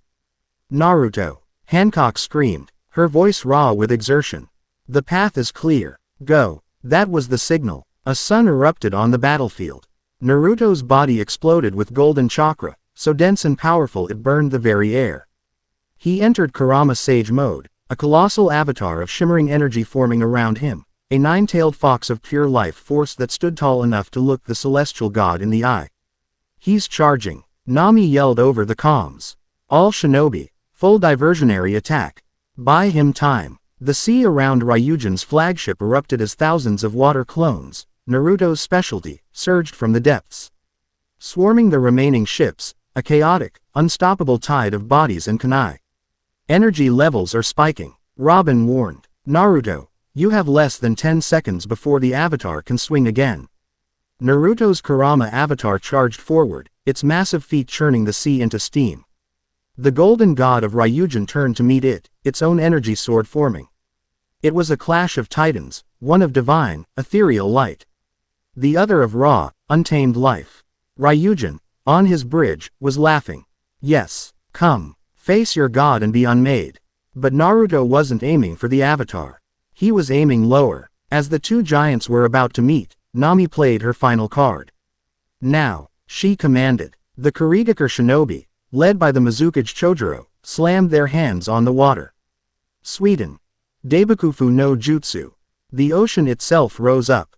A single, colossal rogue wave, 100 meters high, a liquid mountain summoned from the depths, surged upwards between the two avatars, obscuring the divine retribution from view for a precious single second. Naruto used the screen. His Kurama avatar's arm, larger than a battleship, pulled back. In its hand, it formed a Rasengan of impossible scale, a.s. Pyroling vortex of wind and chakra infused with the raw power of the nine tails, a star of destructive energy. Cho Odama Biju Rasenshuriken. He didn't throw it, he plunged his arm through the rogue wave, guided by Nami's strategy. Timed by Robin's intellect, and given his chance by Hancock's ferocious assault. As the wave crested, he bypassed the golden god entirely and drilled the spinning SPH. Air of apocalyptic energy directly into the hull of the divine retribution. For a moment, there was no sound. Only light, a blinding sphere of blue and white that consumed the flagship. Then, the sound hit. A universe-tearing shriek of grinding metal and detonating energy. The shockwave blew the sea flat for miles in every direction. The colossal golden god construct flickered like a dying candle. It stared at its own chest. Where its anchor, its power source, was being annihilated. It raised a hand as if to ward off its own demise, and then it dissolved into a shower of golden motes, vanishing from the sky. The victory was absolute. The remaining world government ships, their god slain and their chain of command shattered, began to break and flee. But in the instant of the Rasenshuriken's impact, in that nanosecond of supreme energy release, something else happened. The sky did not tear. Reality did. A wound of pure, utter blackness, a patch of anti-space where color and light went to die. Opened for a fraction of a second directly above the epicenter of the blast. There was no sound, but every single person on the battlefield, shinobi, pirate, and marine alike, felt a psychic scream of bottomless, ancient hunger lance through their minds. From the void, a single, massive tendril of what looked like solidified shadow, impossibly vast, lashed out. It did not move with the physics of their world. It simply was. It wrapped around a crippled, fleeing battleship, and without any discernible pressure, the ship, a vessel of thousands of tons of iron and wood, imploded into a single, tiny point of light and vanished. Then, as quickly as it had appeared, the rift sealed itself shut. The tendril was gone. The psychic scream faded, leaving behind a profound, soul-deep chill. A stunned, horrified silence fell over the now victorious fleet. They had defeated a god, only to ring the dinner bell for something far, far worse. On the now ruined, sinking deck of what was left of the divine retribution, a mangled escape pod sputtered to life and shot away into the distance. Inside, Elder Celestial Ryujin, bleeding from his mouth and ears, his face a mask of insane fury, stared back at the scene of his humiliation. He had lost, but he had also seen it. The void, the power behind the veil. It's real, he rasped, a bloody, ecstatic smile spreading across his face. True divinity, I will have it. His defeat had not broken him, it had baptized him in a new, more terrible faith. On the shores of the Land of Fire, Naruto dispelled his Kurama avatar, landing softly on the cliffside where the battle had begun. He was breathing heavily, drained but triumphant. Hancock's ship pulled up to the shore, and she leapt off, her clothes torn, her face smudged with soot, looking more vague and more beautiful than he had ever seen her. Nami and Robin soon arrived from the command center, their faces pale from the psychic shock, but their eyes shining with the thrill of their shared, impossible victory. The four of them stood together, looking out at the smoking remnants of the enemy fleet. They hadn't spoken a word, but they didn't need to. Their battlefield communication had been seamless. Their trust had been absolute. In the heart of a battle that had threatened to unmake their world, they had moved and fought as one. They were no longer just allies. They were a single, terrifyingly effective unit. A bond forged in the fires of a god's fall. Chapter 7 End. Chapter 8. The Price of Peace. The victory was a ringing in the ears, a silence where a god had screamed. On the scarred cliffside, the four of them stood and watched the smoke mingle with the sea fog. The wreckage of Ryujin's armada was a graveyard of ambition, yet the memory that lingered was not of the golden avatar, but of the wound in the sky. The impossible, soul-leeching blackness and the predatory lash of the shadow that had unmade a battleship. They had won the battle, but in doing so, had confirmed the existence of a war they had no idea how to fight. So, Nami said, breaking the quiet, her voice raw. That was new. Hancock's hand was clenched into a fist at her side. She had faced down admirals and warlords.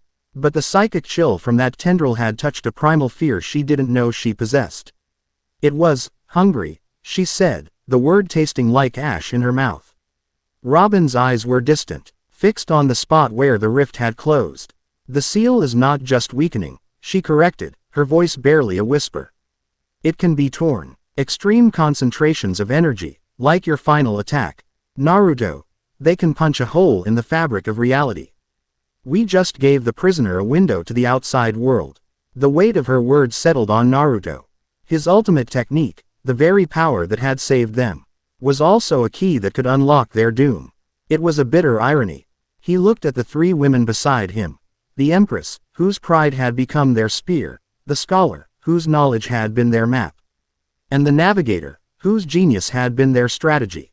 His strength alone would have been useless. Let's go home, he said, his voice heavy with the weariness of 100 battles.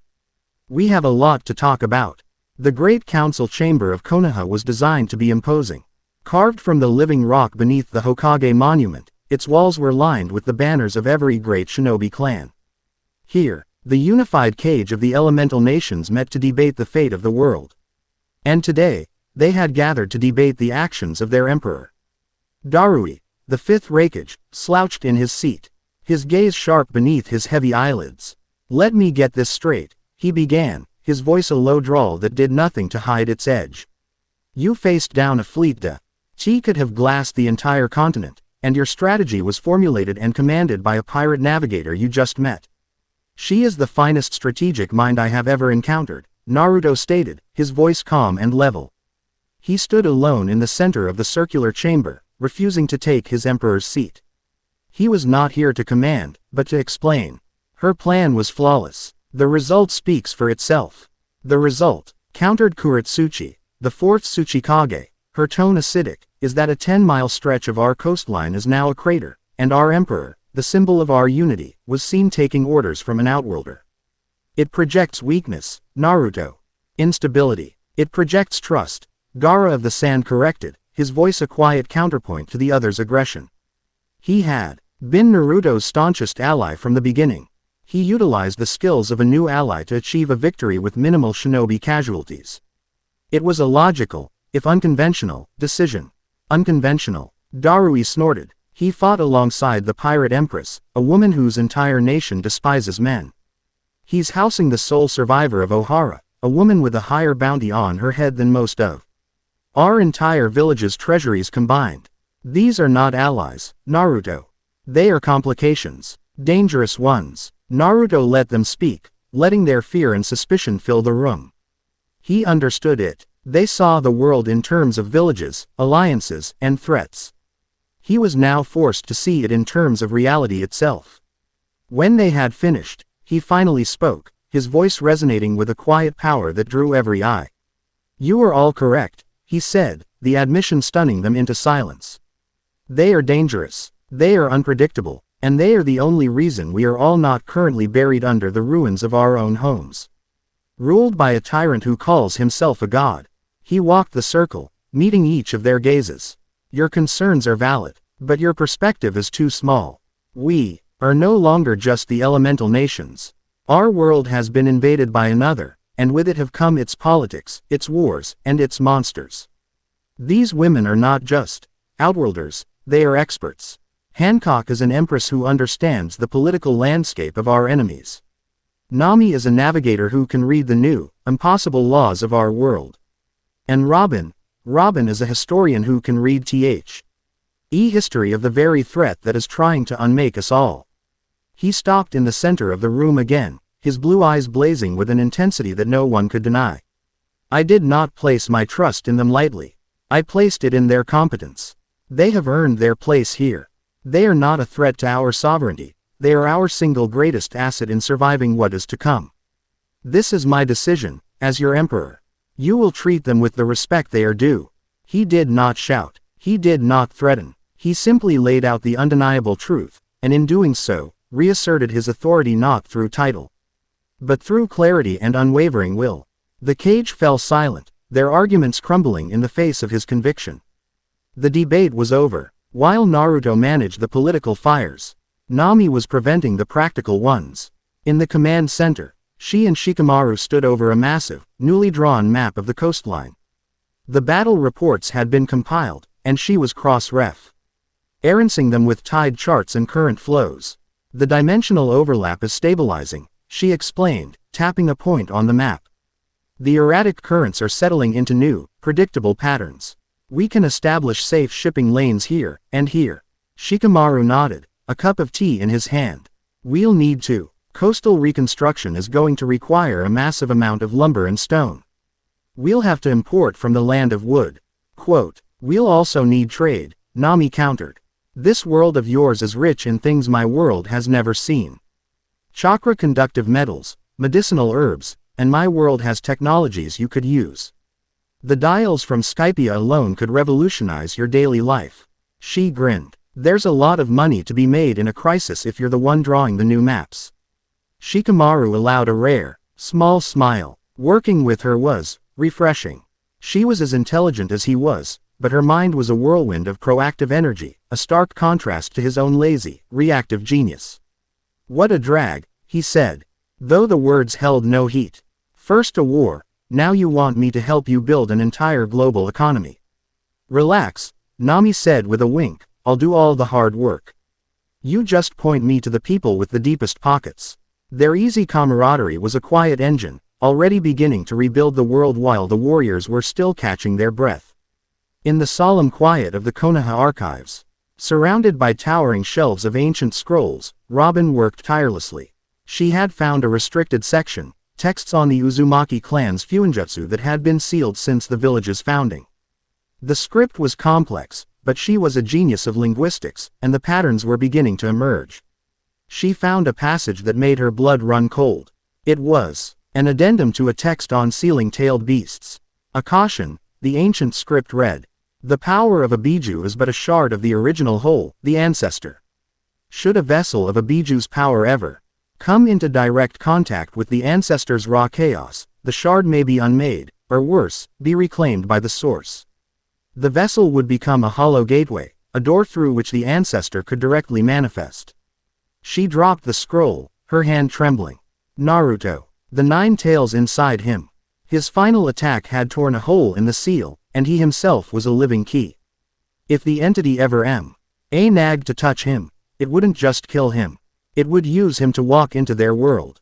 The ultimate protector would become the ultimate destroyer. On a forgotten, storm-racked island in the New World, a place shunned even by pirates. Elder Celestial Ryujin crawled from the wreckage of his escape pod. He was broken, his fine clothes in tatters, his body a canvas of bruises and burns. But his eyes burned with a new, terrifying light. His defeat had stripped him of his arrogance and filled him with a purpose far more dangerous: faith. He stumbled through twisted, black trees towards a crumbling, cyclopean ruin at the island's heart. It was a structure that predated the world government, a place of forbidden power whispered about in the oldest poneglyph texts. He had always dismissed the stories as myths for lesser beings. Now, he knew they were true. He had felt the power of the void. He reached the center of the ruins, a sacrificial altar of oily black stone. Carved on it was a single, terrifying symbol, a spiral. But one that seemed to twist inwards into nothingness. It was a perversion of the Uzumaki crest, a symbol not of sealing, but of devouring. I was a fool, Ryujin rasped to the empty, howling wind. I tried to be a god of order. But the true power, the ultimate divinity, is chaos. He placed his bleeding hand upon the altar. I offer myself, my will, my body. I will be your vessel, your herald. Grant me the power to cleanse this world of its imperfections, and I will give it to you as a feast. The black stone altar pulsed with a faint, malevolent light, and the shadows in the ruins deepened, seeming to writhe with a life of their own. That evening, Naruto sought them out. He found Nami first, on a high balcony of the spire, watching the lights of the village flicker to life below. The frantic energy of the day had faded, leaving a quiet competence in its place. Shikamaru says you've already mapped out 3 new trade routes, he said, leaning on the railing beside her. 4, actually, she corrected, not looking at him. You can't just win a war, Naruto. You have to win the peace that comes after. That's the hard part. Tell me about it, he sighed. They stood in a comfortable silence for a moment. I never properly thanked you, he said. Today, out there, we would have been lost without you. She finally turned to him, a soft, genuine smile gracing her lips. We were a good team. You trusted me. Not many people would, let alone an emperor. She nudged his shoulder playfully. Besides, I have a vested interest in making sure the world doesn't end. It's bad for business. Her casual humor was a balm on his weary soul. He found himself smiling back, a real smile. Their bond was forged in strategy and quick, witty exchanges, a partner. Our ship of 2 people who looked at the world and saw not what it was, but what it could be. Later, he found Robin in the archives. The only light came from a single lamp on her desk, casting long shadows that danced on the shelves of silent, sleeping history. She looked small and frail amidst the weight of so much knowledge, but her eyes held a strength that could rival any cage's. You should rest, Robin, he said softly. History doesn't rest, she replied, her gaze not leaving the scroll in front of her. She told him what she had found. About the risk he carried, the danger his own power now represented. She laid it out with the calm, devastating precision of a surgeon. He listened, his expression growing grim. The burden on his shoulders, already impossibly heavy, grew heavier still. When she was finished, he didn't thank her. He didn't offer false reassurances. He simply pulled up a chair and sat with her in the oppressive silence. We'll find a way, he said finally. It wasn't a promise. It was a statement of fact. A shared declaration of war against a fate written in ancient ink. Their bond was not one of laughter or strategy, but of a quiet, shared burden. They were the sentinels, the lonely guardians of a truth the rest of the world could not bear to know. He found Hancock last, standing before the great stone faces of the Hokage, her silhouette stark against the moonlit sky. She had changed out of her battle-worn clothes and back into her imperial gown, the mask of the Empress firmly back in place. They were leaders, she said, her voice soft, as he approached. You can see it in the stone. The weight they carried. They were, he agreed. And they were also just people. They made mistakes. They had doubts. She turned to face him. You showed no doubt today. You fought a god, and you did not flinch. I had you with me, he said simply. I saw you on the battlefield. You were magnificent. He wasn't complimenting her beauty. He was acknowledging her strength, her fire, her unbending will. He was acknowledging the conqueror he had spoken of in the arena. Her breath hitched. She had received endless praise in her life, mountains of fawning adoration. But his words, spoken with such simple sincerity, landed differently. They were a recognition of her true self, the warrior she had forged in the fires of her own personal hell. He stepped closer, ping his emperor's coat over her shoulders as he had on Amazon Lily. An unspoken gesture that had already become a symbol of their unique connection. The burden of leadership is a lonely one, he said. You don't have to carry it alone anymore, Hancock. The four of them gathered late that night in Naruto's private quarters. It wasn't planned. They had all simply gravitated to the same place, drawn by an unspoken need. Nami had brought a bottle of sake she'd liberated from the council's private stores. They sat on cushions on the floor, the tension of the day finally bleeding away. There was no discussion of what this was. No attempt to label the strange, profound connection that had formed between them. There was no jealousy, no rivalry. Only a deep, quiet understanding. They were four pillars, each unique, each essential, supporting the weight of a world on the brink of collapse. Hancock's regal pride, Nami's brilliant pragmatism, Robin's solemn wisdom, and Naruto's unshakable heart. Naruto looked at each of them in turn, his heart filled with a feeling he couldn't name. It was more than friendship, different from romance. It was a bond forged in the crucible of a shared destiny. The harem wasn't a prize he had claimed. It was a partnership he had earned. An unconventional, powerful, and deeply human family. He raised his cup. To winning the peace, he said. The three women raised their cups to his. They drank, and for a short while, in the quiet heart of a village that had known too much war, there was a moment of peace that felt both infinite and terrifyingly fragile. Chapter 8 End. Chapter 9. The echo of the drums of liberation. Peace, Naruto was learning, had a sound. It was the distant laughter of children in the academy yards, the rhythmic clang of a blacksmith's hammer. The low murmur of the wind through the great stone faces. But in the weeks following the battle with Ryujin, a new sound began to thread itself into the quiet symphony of daily life. It was a dissonant, unsettling hum. A vibration on the edge of hearing, like a cello string being tightened to the point of snapping. The world was coming untuned. It began in small, strange ways. A4s.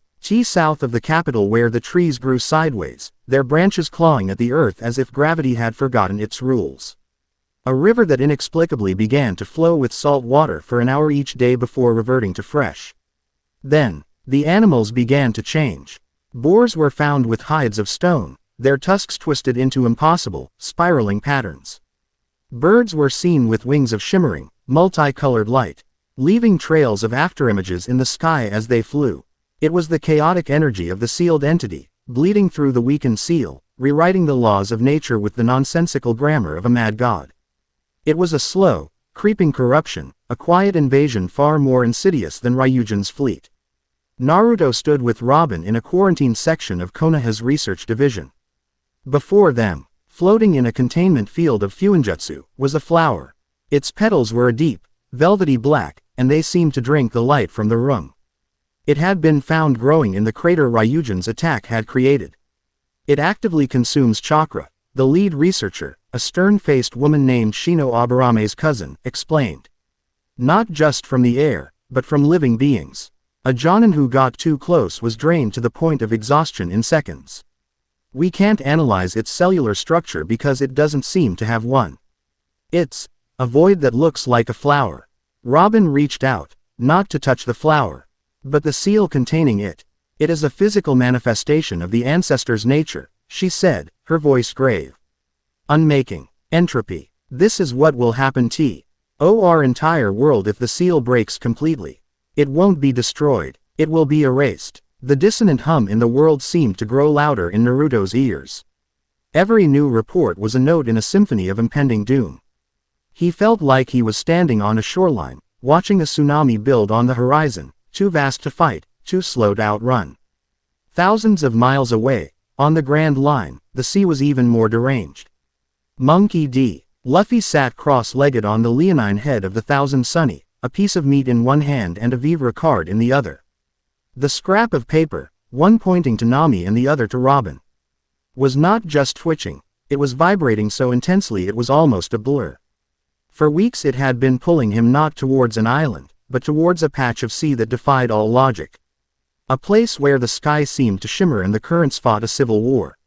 "It's close, right?" he asked, his mouth full. Zoro, asleep and leaning against the mast, snorted. Sanji, emerging from the galley with a tray of drinks, nodded. "The paper is practically screaming, Luffy. Whatever Nami Swan and Robin Kwan have gotten themselves into, it's big." "Yosh," Luffy declared, swallowing his meat in one gulp and jumping to his feet. "Full speed ahead, we're going to get them." The Thousand Sunny plunged into the shimmering curtain of air that marked the dimensional boundary. For a moment, the world outside the ship became a kaleidoscope of impossible colors and shapes. Then, with a lurch that nearly sent Zoro tumbling into the sea, they emerged into the strange, new waters of the elemental nations. The first thing they saw was a coastline, vast and green. The second was the massive, gaping crater that had been blown into it. Luffy's cheerful expression vanished. The air here felt wrong, tense, and a coastline that looked like that could only mean one thing. His friends were in the middle of a fight. The alarm came without warning. Not a signal from the perimeter posts, but a frantic, terrified cry from a civilian patrol just 5 miles from Konoha's walls. Something had emerged from the twisted, sideways growing forest. Naruto arrived first in a yellow flash. Hila, NDED on a high branch overlooking a scene of pure, biological chaos.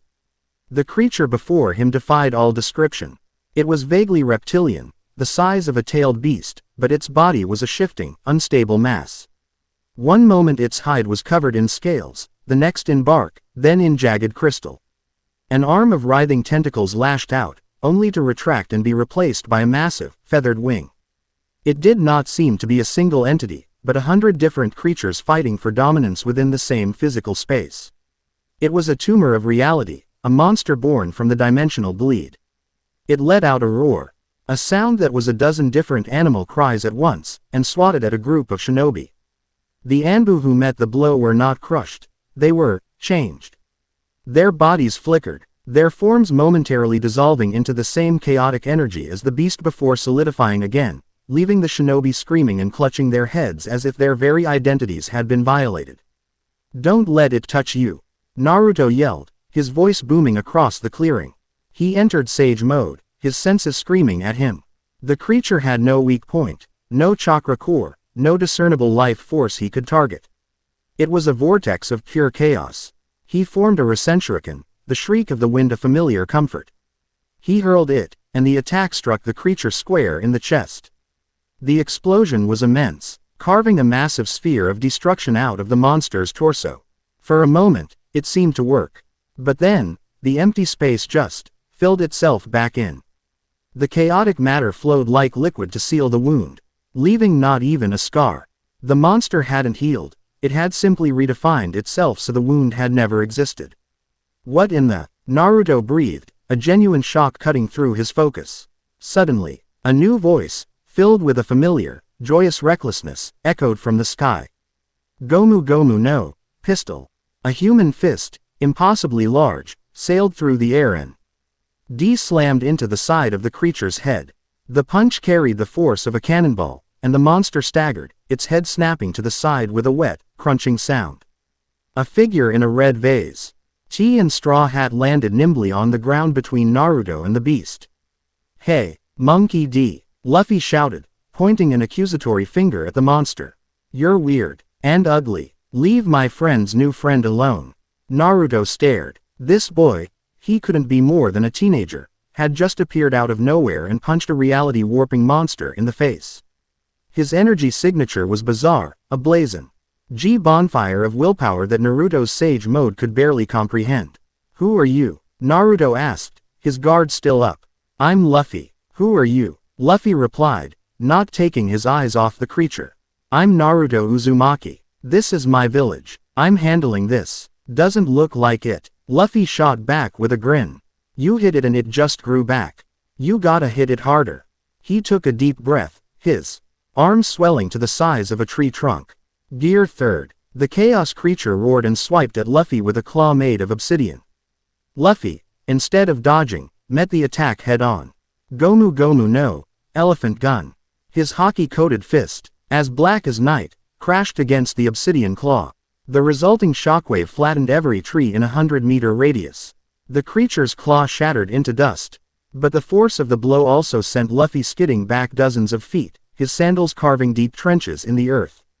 "See," Naruto said, appearing at his side. "Brute force isn't working either. It just regenerates. Then we just have to hit it so hard there's nothing left to regenerate," Luffy declared, a mad gleam in his eyes. The initial friction was immediate. Naruto was a strategist, a leader who assessed and analyzed. Luffy was a force of nature who solved problems by smashing them into smaller, more manageable pieces. As the creature charged them, they both moved to attack, and their styles immediately clashed. Naruto flickered with his flying Raijin, trying to find an opening, while Luffy's limbs stretched and snapped, creating a chaotic zone of attack that kept getting in Naruto's way. "Hey, watch it, spiky hair," Luffy yelled as Naruto teleported to avoid a giant, stray foot. "Stop flailing around like an octopus on a hot plate." Naruto shot back, narrowly avoiding being close-lined by a rubbery arm. From the edge of the clearing, Nami and Robin arrived, their faces a mixture of shock, horror, and for Nami, a deep, exasperated fondness. "Luffy, you idiot," she screamed. Luffy's head whipped around, his serious combat expression melting into one of pure, unadulterated joy. Nami, Robin. His distraction was all the creature needed. A tail made of what looked like molten lava lashed out, aimed directly at the two women. Neither Naruto nor Luffy hesitated. They moved as one. Naruto flashed in front of them, his hands forming a seal. Sage Art. Wood release. Deep forest emergence. A massive wall of interlocking trees erupted from the ground, shielding them. The lava tail slammed into the wood, which sizzled and burned but held firm. At the exact same instant, Luffy appeared above the creature, his body glowing with steam. Gear 2nd. Gomu Gomu no, Red Hawk. His fist, ignited by the friction of his speed and hardened by haki, plunged into the creature's back. The resulting explosion of fire and force was immense. The monster shrieked, a sound of genuine pain this time, as the combination of intense heat and focused willpower seemed to cauterize the chaotic matter, slowing its regeneration. They landed on either side of the creature, breathing heavily. A moment of understanding passed between them. Naruto saw the sheer, indomitable power behind Luffy's recklessness, a power fueled by an absolute devotion to his friends. Luffy saw the calm, overwhelming strength behind Naruto's measured approach, a power dedicated to protecting an entire world. They were two sides of the same coin. "Okay," Naruto said, a slow grin spreading across his face. "New plan. You hit it high, I'll hit it low.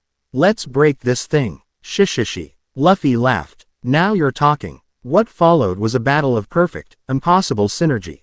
Luffy, in Gear 4th, became a bouncing, destructive comet of haki, his Kong gun attacks hammering the creature's upper body. The sheer force disrupting its ability to reform. Every time the creature tried to adapt, to counter, Naruto was there. He used his Kurama chakra arms to bind its limbs, his Rasenshurikens to shear off appendages. His wood style to create barriers and trip it up. He was the control, and Luffy was the chaos. It was a perfect storm. The reunion that followed the creature's eventual, total disintegration was loud and emotional. Nami alternately hugged Luffy and hit him for being so reckless. Robin smiled, a genuine, warm expression of relief. Hancock watched from a distance, her arms crossed. This boy, Luffy, he was loud, simple-minded, and utterly unimpressive. Yet Nami and Robin, two women she had come to respect immensely, clearly adored him. And he possessed a Haoshoku haki that was as raw and untamed as the sea itself. He was an infuriating, fascinating contradiction. Naruto approached Luffy, extending a hand. "You fight for your friends. I can respect that." Luffy shook his hand with a wide grin. "You're pretty strong too, Pointy. For a king." Naruto's reaction to the joyful reunion was the final piece. He watched Nami and Robin, his friends, his partners, embrace their captain. And there was not a flicker of jealousy in his eyes. Only a quiet, content understanding. He respected their bond, this deep, unshakable history they shared. His confidence in his own relationship with them was strong enough that he felt no threat, only a sense of completion. He was not replacing their family, he was joining it. This quiet act of emotional maturity solidified the women's trust in him more than any battle ever could. That night, on the deck of the Thousand Sunny, docked in a hidden Konoha cove, the Grand Alliance was formed. Luffy, while stuffing his face with ramen NJI had made from Konoha's finest ingredients, listened as Robin explained the true threat. The ancestor. The breaking seal. A world-ending hunger. He stopped eating, a rare moment of seriousness settling over him. He looked at Nami. He looked at Robin. He looked at his new friend, Naruto. This wasn't about being king of the pirates anymore. This was bigger. This was about protecting the world where all his friends lived. All right, he said, his mouth full again. I'll help you beat him. He pointed at the sky. But after we save the world, you and me, he said to Naruto, a challenging grin spreading across his face. We're having a real fight. Naruto grinned back, the thrill of a true rival, a true equal, sending a jolt of excitement through him. It's a promise. On his dark island, Ryujin knelt before the devouring altar. His body now covered in black, shifting tattoos that mirrored the altar's design. The shadows in the ruins coalesced, whispering to him, granting him visions of the chaos to come. He was no longer a celestial dragon.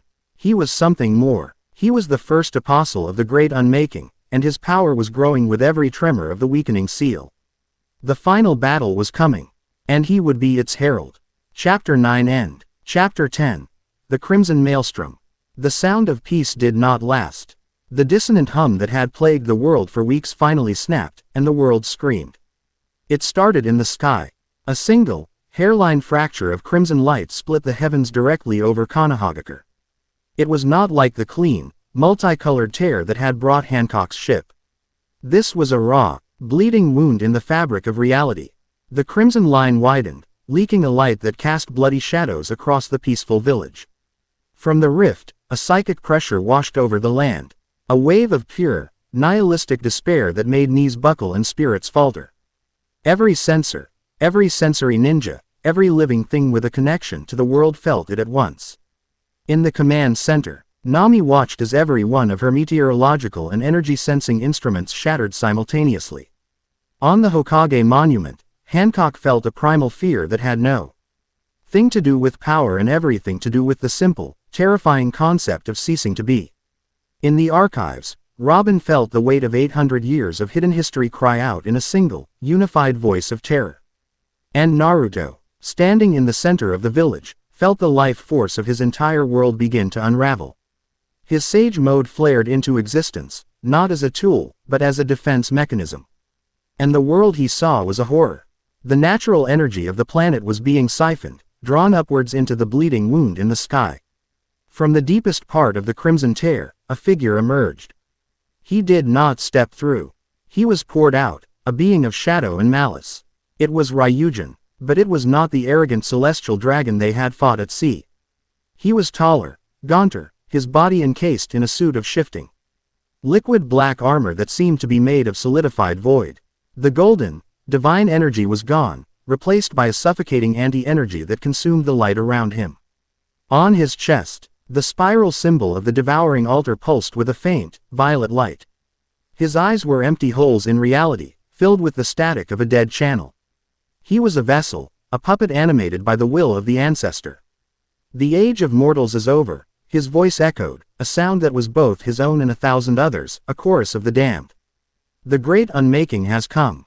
Rejoice. You have been chosen to be the first course in a feast that will last for eternity. He raised a hand, and the crimson rift behind him widened. From its depths, a tide of horrors began to spill forth. They were the void spawn, the chaos echoes, physical manifestations of the ancestors' nature. Shifting, multi-limbed creatures of solidified shadow, things with too many eyes and not enough form. Hay poured down into the forests around Konoha, a silent, ravenous army.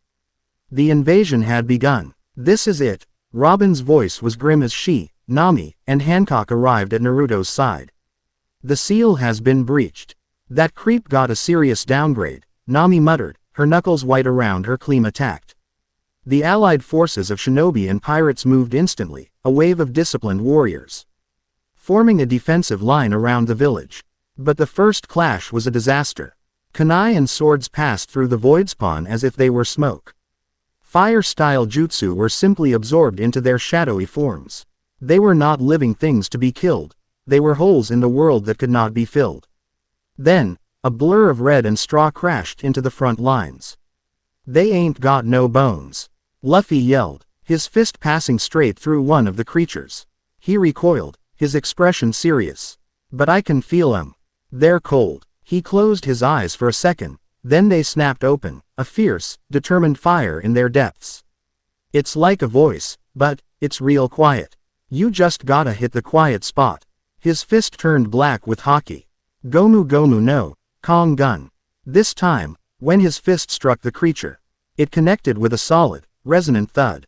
The void spawn didn't explode, it imploded, collapsing in on itself and vanishing with a faint hiss. Haki, Hancock realized instantly. They are not physical, they are manifestations of will. They can only be struck by a stronger will. She drew a deep breath, her own regal, indomitable presence washing over the battlefield. "All Kuja warriors, imbue your arrows. Shinobi, those of you who can, focus your willpower, not your chakra." The tide of the ground battle began to shift, becoming a desperate, brutal war of attrition. But above them, Ryujin floated, an indifferent god watching ants fight a flood. His target was not the army.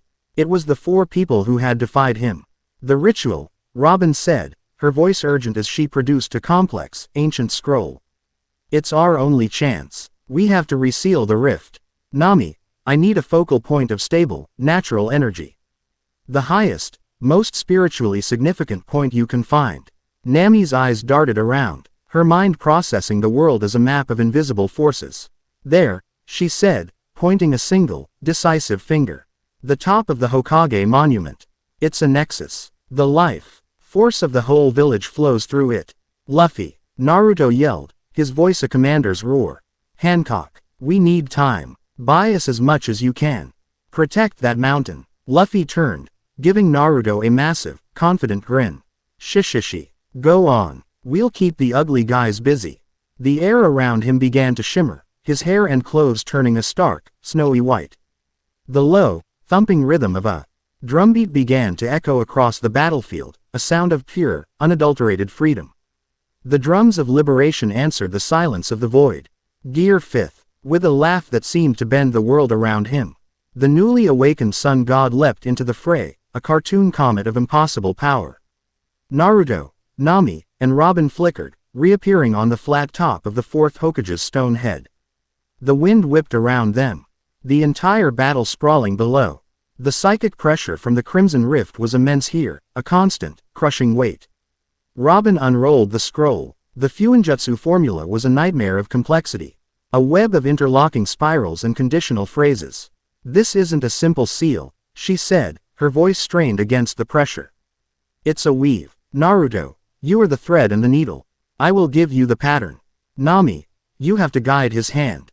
Nami closed her eyes, holding her klima tacked like a dowsing rod. She ignored the physical world and focused on the currents of energy. She could see them, the stable, blue-green flow of the world's natural energy, and the chaotic, crimson-black torrent pouring from the rift. "I see it," she breathed. "It's a storm, a hurricane of reality. But there are calm spots. Channels, tunnels in the wind. Naruto, I need you to create a foundational seal," Robin instructed, pointing to the first character on the scroll. "A 10-point array. It will be our anchor." Naruto entered Kurama Sage mode, his golden chakra a defiant sun against the bloody sky. He began to channel his power, but not as a weapon. He let it flow from his fingertips like ink, drawing the complex, glowing symbols on the stone around them. Nami's eyes snapped open. "Wait, Naruto, stop. The current is shifting. Push the 4th point 3 degrees to the left, and pour more power into the 7th. There's a surge of chaotic energy coming. You need to reinforce the anchor there." This was the true battle. Not one of power, but of unimaginable precision. Naruto was the engine, capable of generating limitless energy. Robin was the architect, reading the ancient, arcane blueprint. And Nami was the navigator, reading the violent, ever-changing metaphysical weather and guiding his every move. He had to place his absolute faith in their guidance. Down below, the battle raged. Luffy, in his Gear 5th form, was a living embodiment of imagination. He turned the very ground into rubber to bounce Voidspawn away. He grabbed lightning from the sky to use as a spear. He was laughter and freedom locked in a mortal struggle with silence and entropy. Hancock was the field commander. She stood on a stone precipice, her Haoshoku haki washing over the battlefield in controlled, devastating waves, causing dozens of the weaker Voidspawn to simply dissipate. Her Kuja warriors, their haki-infused arrows like streaks of black lightning, picked off the larger threats with lethal precision, fighting with a ferocity born of their devotion to their empress. The ritual continued. The second layer, Robin called out over the howling wind. It's a recursive loop. Naruto, you have to weave your chakra in a counterclockwise spiral, but the energy flows clockwise. I can't, Naruto grunted, sweat pouring down his face. It's fighting me. You have to, Nami yelled, her hair whipping around her. Robin, is there another way? No, the rotation creates the ceiling friction. As they worked, the ancestor began to fight back on a more personal level. Whispers born of pure chaos slithered into their minds. To Nami, it showed a vision of her village under Arlong's boot. The smell of salt and blood, the feeling of utter powerlessness. Your charts cannot map nothingness. Your freedom is an illusion. You will be a slave to the void. To Robin, it showed Ohara burning. The smiling faces of her friends and mentors turning to ash. All the knowledge you have gathered will be unwritten. All the history you have saved will be forgotten. In the end, there is only a blank page. To Naruto, it whispered his deepest, most secret fear, the one Robin had unearthed. It showed Kurama, his other half, his oldest friend, screaming as he was unmade, his chakra being devoured. Turning Naruto himself into a screaming, hollow gateway for the ancestor to stride through. Your power is a lie. Your bond is a leash. I will wear your skin and make your friends watch as I devour your world. Naruto's chakra wavered, the golden seal flickering violently. He saw it. He saw himself becoming the monster. But then, he felt a hand on his shoulder. Nami's. And another on his other side. Robin's. They were pale, trembling, fighting their own demons, but they were there. They were his anchors. He was not alone. He looked at them, at the fierce determination in Nami's eyes. The unwavering resolve in Robin's. He drew strength not from the fox inside him, but from the women beside him. His focus returned, sharp and absolute. It's not working, he said, his voice a low growl. I'm not strong enough. He looked at Nami, then Robin. You have to help me. Give me your will. He placed a hand on each of their backs. They didn't hesitate. They poured their own energy, their own haki, their own unconquerable spirits into him. Hancock, on the battlefield below, felt the shift. She looked up and, without a word, projected her own immense, imperial will towards the monument. A third stream of pure spiritual power. Naruto's golden chakra ignited, infused now with the green of a raging storm, the violet of ancient knowledge, and the crimson of an empress's pride. At that moment, Ryujin decided to strike. His heralds were failing. The ritual was nearing completion. He shot upwards like a black meteor, a spear of pure void in his hand aimed directly at Naruto's back. He never made it. A giant, white, cartoonish hand snatched him out of the air. Luffy, his expression no longer laughing but filled with the righteous fury of a benevolent god, held the corrupted celestial dragon in his grip. I don't like you, Luffy said, his voice echoing with a strange, double-toned resonance. You tried to hurt my friends. And you're not fun at all. He pulled his other arm back, his fist swelling to the size of a small island, so massive it blotted out the crimson rift. It was coated in the supreme grade of haki, a force that could bend the very laws of physics. Gomu Gomu no, Bajrang Gun. Quote, Ryujin screamed as the fist descended, a fist that carried the weight of a promise to every friend Luffy had ever made. The blow did not just shatter Ryujin's void armor. It shattered the very entity that was puppeting him. For a single, fleeting moment, the man he had been looked out through his eyes, a look of pure, uncomprehending terror on his face as he was consumed. Unmade by the very chaos he had sought to command. He vanished, not in an explosion, but like a drop of ink in an infinite ocean. With their final obstacle gone, Naruto roared, "Unleash!" The combined power flowing through him. Now, guided by Nami's frantic, pinpoint directions, he poured the multicolored chakra into the seal, weaving the final, locking pattern that Robin called out. The golden seal on the monument exploded upwards, a net of pure, ordered reality. It shot across the sky and slammed into the crimson rift. There was a sound like a dying star. The crimson light fought against the golden weave. The chaos of the ancestor pushing against the combined will of the four heroes. For a heart-stopping moment, nothing happened. Then, with a final, shuddering groan, the golden threads pulled tight. The wound in the sky was stitched shut. The crimson light vanished, the psychic pressure dissipated, and the normal, blue sky of their world returned, leaving behind a faint, web-like scar on the face of the heavens. The remaining void spawn, their connection to their master severed, dissolved into harmless shadow and blew away on the wind.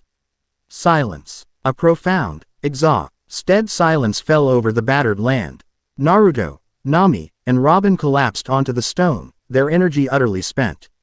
Below, the shinobi and pirates looked up at the scarred but peaceful sky, a slow, dawning wave of cheers spreading through their ranks. Luffy, his gear fifth receding, gave a weak thumbs up from the crater his final punch had created, before promptly passing out. In the days that followed, they rebuilt. The two worlds, now irrevocably merged, began the slow, arduous process of becoming one. The dimensional scar in the sky remained, a permanent reminder of the battle they had fought and the threat that still slept. Resealed but not destroyed, weeks later, the Thousand Sunny was anchored off the coast of the Land of Fire. Naruto stood on the leonine prow, the sea breeze ruffling his white coat. Luffy was fishing off the side, Zoro was sleeping, and the rest of the Straw Hats were enjoying a hard-won peace. Nami came and stood beside him, handing him a newly drawn map. It was a map of their new world, a chart of impossible coastlines and strange new seas. Robin joined them, a small, peaceful smile on her face. She held a book, its pages blank. "A new history begins today," she said. "One we will write ourselves." Finally, Hancock arrived, her imperial gown rustling in the wind. She stood on his other side, her presence a silent statement of a shared future. She looked not at him, but at the horizon with him. The four of them stood together, looking out at the endless azure sea, at the horizon where two worlds had become one. The shinobi emperor had saved his world, but he had found his place not on a throne, but on the deck of a pirate ship, standing as an equal between a brilliant navigator, a wise scholar, and a proud empress. His harem was not a collection of conquests, but a partnership forged in the heart of a storm, ready to face whatever new tides their strange, beautiful world had in store for them, together. Chapter 10 End.